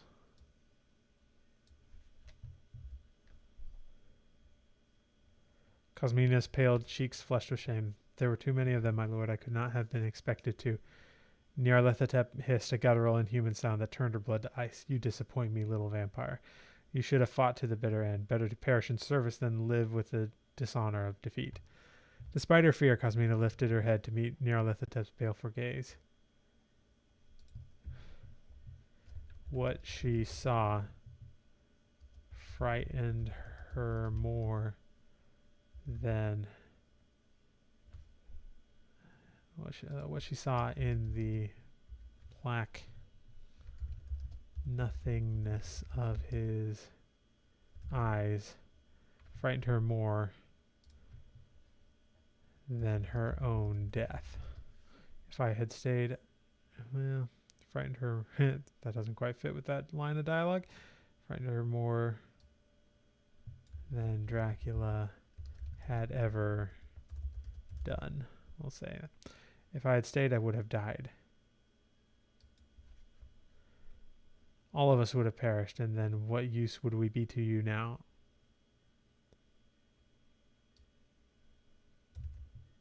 And what use would I be to you? Nyarlathotep leaned down, bringing his face mere inches from her own. She forced herself not to recoil from his terrible visage, not quite human, and yet not wholly inhuman either. His eyes were twin voids, fathomless pools of endless dark. Better death with honor, he murmured, than life as a coward. Cosmina opened her mouth to protest, but Nyarlathotep straightened again before she could form the words. But it matters not, he continued, his tone businesslike once more. You are only a single piece on the board, one pawn among many. Your failure changes little. Despite herself, Cosmina felt a glimmer of hope. Then, you are not angry, my lord?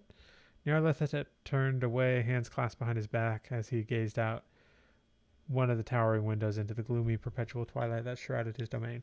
Angry? No, but neither do I tolerate incompetence. Consider yourself fortunate that your uselessness did not completely derail my designs. Cosmina rose cautiously to her feet. Nyarlathotep did not object, so she took a hesitant step closer. Your designs? She prompted. This petty conflict with Dracula concerned only the mortal plane, Nyarlathotep said. It was but a minor distraction from my true goal, the resurrection of the old ones and the awakening of my lords beyond the stars. I care not who rules over the cattle of earth. In the end, all shall serve the outer gods. Despite the dread such words would inspire an immortal heart, Cosmina felt a thrill of anticipation.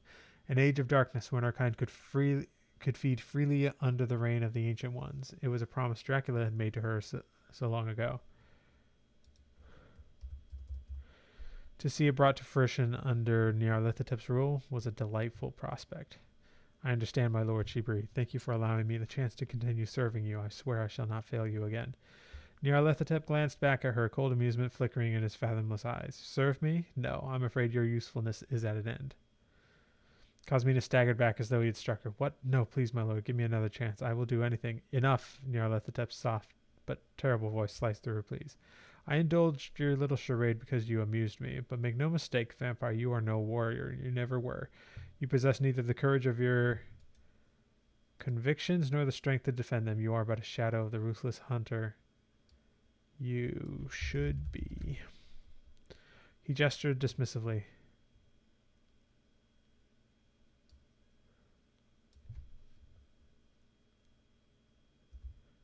Mina Harker reduced you to this. For that alone, she deserved her victory over you. I have no use for cowards and failures in my cabal. Tears of blood. Whoa. Cosmina sank to her knees once more, staring up at the twisted shadows beneath Nyarlathotep's hood in mute appeal.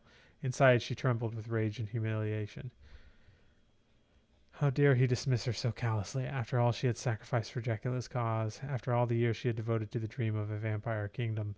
But Nyarlathotep had already turned away, done with her. Cosmina longed to fly at him in a fury, to rip that hood away and see if he would be so arrogant with her fangs at his throat. But she mastered the urge. However weakened she might be, she knew she was no match for one such as him. Slowly she bowed her head. So be it. If this was to be her end, she would face it with dignity. She would not shame herself further by begging. Still facing the window, Nyarlathotep raised a hand and made a casual flicking motion. With the scrape of metal on stone, the heavy drapes drew back, exposing the expanse of glass beneath. Cosmina had only a moment to comprehend what was about to happen, but she did not cry out or try to flee. She held her head high as the first rays of dawn spilled into the chamber, bathing her in their lethal light. She did not make a sound as the sun's purifying fire seared her flesh, melting her to ash before Nyarlathotep's indifferent gaze. The hungry flames consumed all they touched, her fine gown, her luxuriant hair. Before long, all that remained of the vampire Cosmina was a small pile of smoking cinders on the floor. Nyarlathotep watched impassively as the last wisps of smoke trailed up through a strange sunbeam. The vampire was gone, reduced to mere dust and memory, an appropriate end. He turned to go, then paused. There, half buried amidst the ashes, a glint of glass. Curious. Nyarlathotep bent and retrieved the small vial. Suspended within was a fine powder that scintillated strangely in the sunlight. Of course, the ashes of her sire. Cosmina must have gathered them after Dracula's destruction, clinging to some vain hope of resurrection. Must have kept them from herself, separate from the ashes that the Harker woman had taken.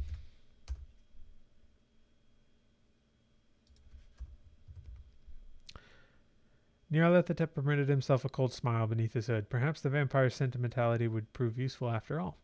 Dracula's return remained a remote possibility. Nyarlathotep's plans proceeded apace, and he had little need of servants. Still, the old count might have his uses in the campaigns to come. The worthy dead still served, after all.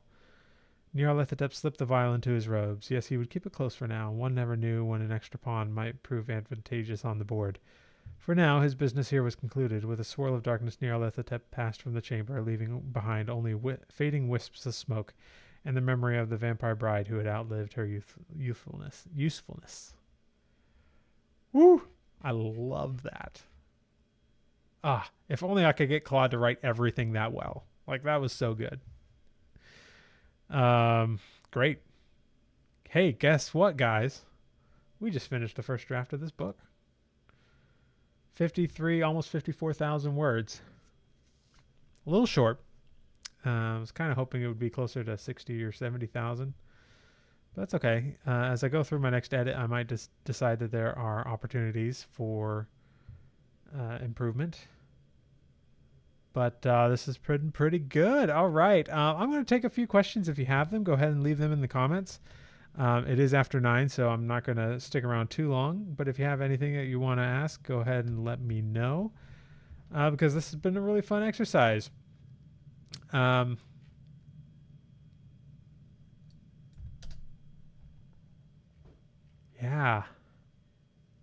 I'm going to have to start going through this. I'm going to probably let it sit for a little while. And then come back to it with some improved perspective. What I might do is take it all into Novel Crafter and maybe do some of my edits there. That might be a little easier to do. Robin says, awesome. I know. I probably don't look as excited as I feel inside right now, but like, yeah, I just finished a book, guys. It's actually been a while since I finished like a fiction book. Finished the nonfiction. I've finished 2 nonfiction books rather recently, working on another. But yeah, this is pretty cool. Debbie says, you did it. Thank you, Debbie. And this is, I think this marks actually the first time I've completed the requirements for NaNoWriMo ever. Like, I've always been writing, but very often I'm like already halfway through a book or something, and like for whatever reason didn't feel like I needed to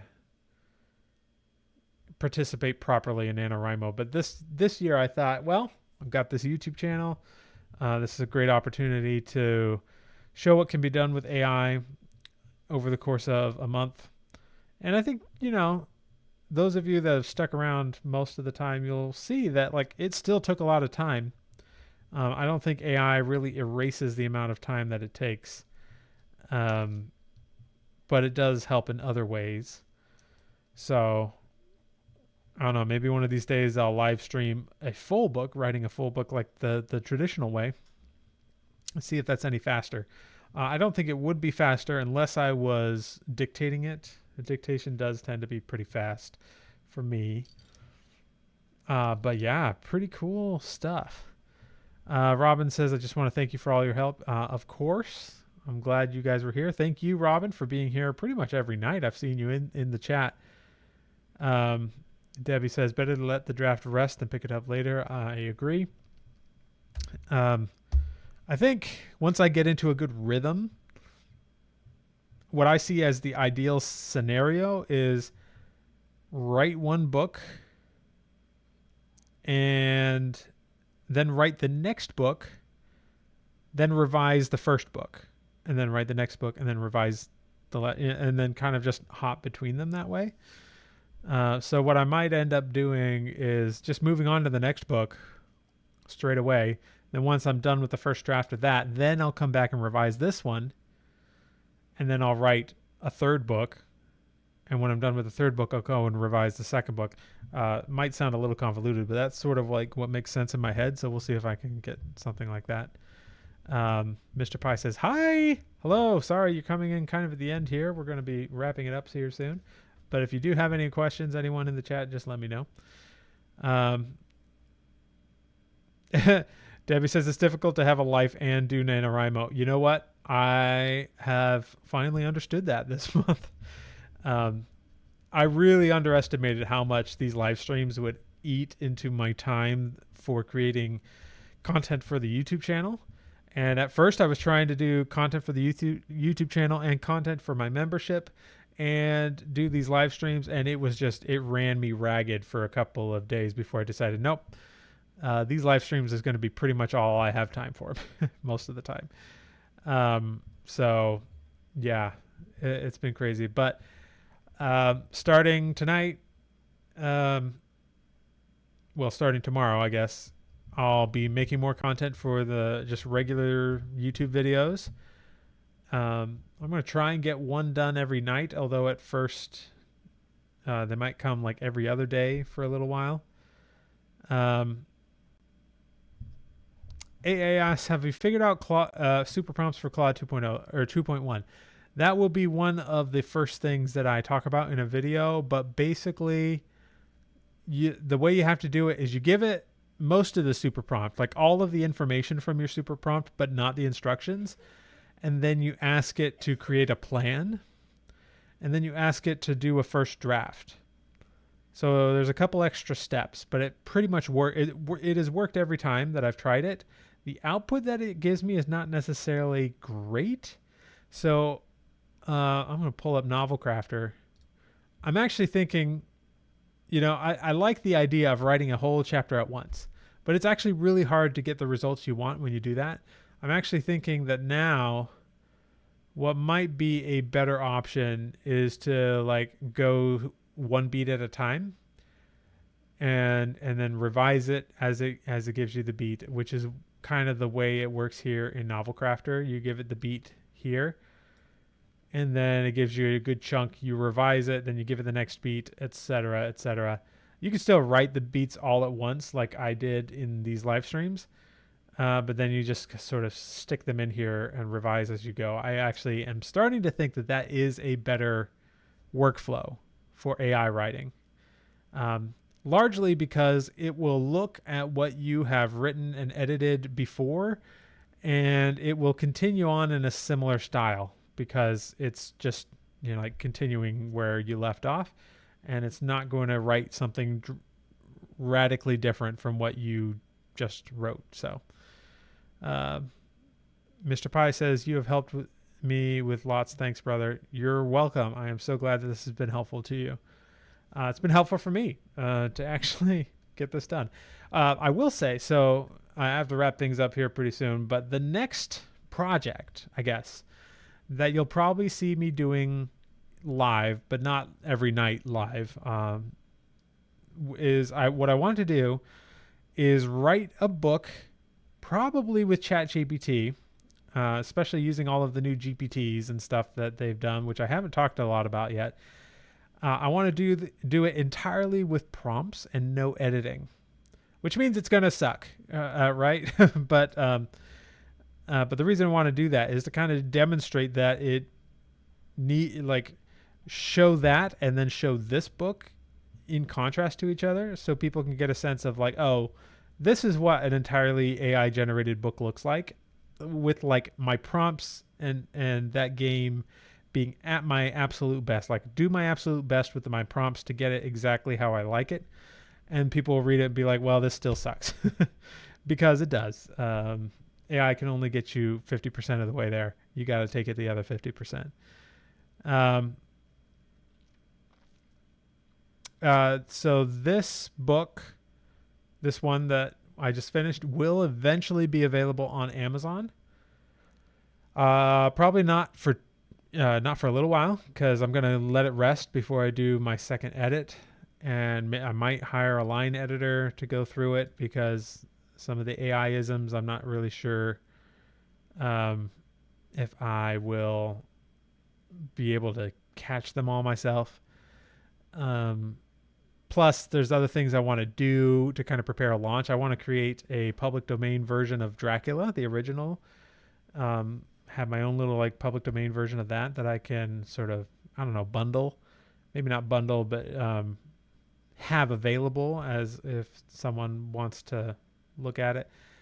Maybe some other supplementary material. I want to write some articles about Dracula and Mina and all of these public domain characters. That'll probably go. Actually, they would probably work best on my website, Pulp University. This is a this is a website that's very like there's not much here, and I haven't done much with the like it doesn't look great, right?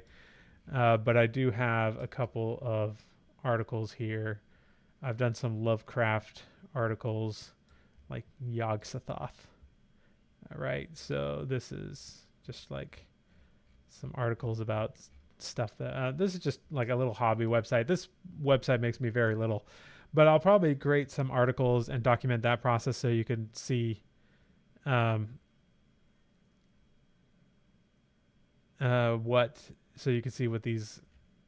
my process looks like for writing articles and stuff like that, because that is my my background. I have another site. We'll go to it real quick, mythbank.com. This is a little bit more fleshed out. This is for mythology related articles. So this is the other place I could possibly put articles about Dracula, but I think it would fit better on my Pulp website, Pulp University. But it's essentially the same sort of thing that you'd find here. So like my review of Wondrium, great service. It's all here. Lots of cool stuff. It's funny, I've done very little talking about blogging and SEO articles, even though that's like my entire background professionally. So I'll probably talk about it more as I create some supplementary material around this book, because I think that could be cool. So a little bit of a side note there, but we'll see how it goes. Let's see.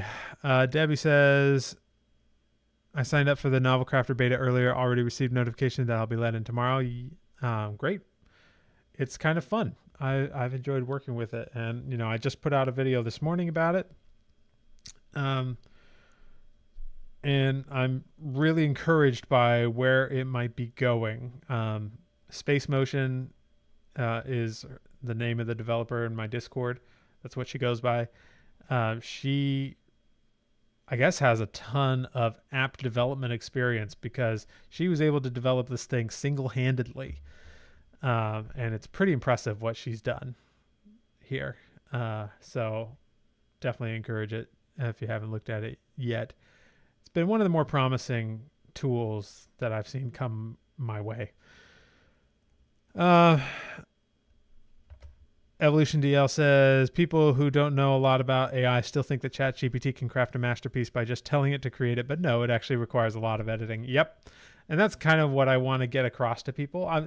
This live stream, everything that we've been doing here has kind of been also for that purpose. Like, I want to be able to show people, like, here is me doing my absolute best to write a cohesive, decent book using AI, heavily using AI, but also editing it as needed to make it a legitimately good book. And then like show that to people and say, look how many hours this took. Like I could have written the entire thing the traditional way in the same amount of hours. Maybe it probably would have taken a little longer, but still.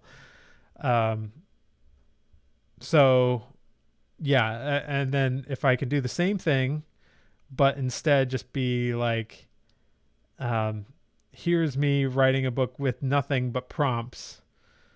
Even that's going to take some time because I have to go chapter by chapter. But I'll certainly be able to do it faster than this took me. And because I won't be writing out the beats or editing the prose at all, which is where most of the time goes. And then they'll be able to read that and be like, well, this is crap. And I'm like, of course it's crap.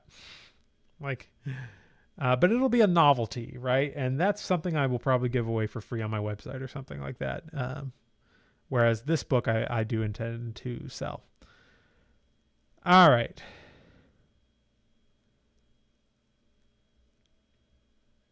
Okay, looks like that's it for questions. All right, 9:20 here, guys. Thank you so much for coming with me on this journey. It has been an absolute pleasure. It's been a lot of fun stuff that went into it.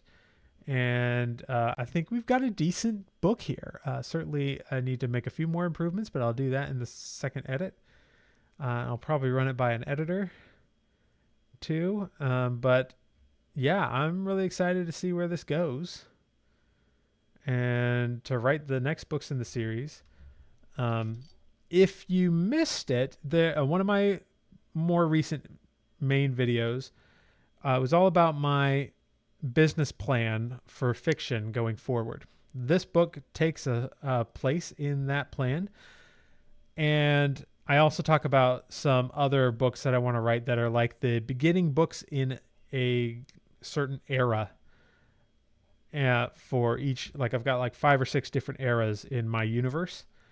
And so I'd encourage you to go watch that if you haven't seen that video already. Because that is probably going to determine what I write next. I don't think I'm going to write the sequel to this just yet. I want to get the first book in a couple of the other eras done first, which maybe might not be the best idea, but I don't know. I still have 2 more books to write in my Fairy Queen series, and I considered very nearly just doing that for these live streams instead, but instead I did a poll and people wanted this one, so we went with this one. So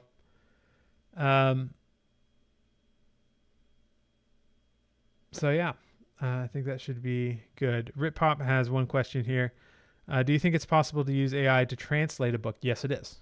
I don't know how good the translation will be. But I have done that. So yes, it is possible. Debbie says, again, congrats. Was fun watching the process. Thank you. It was fun being here. So I am going to go ahead and call it quits. Thanks again for being here, and I will see you in some new videos very soon.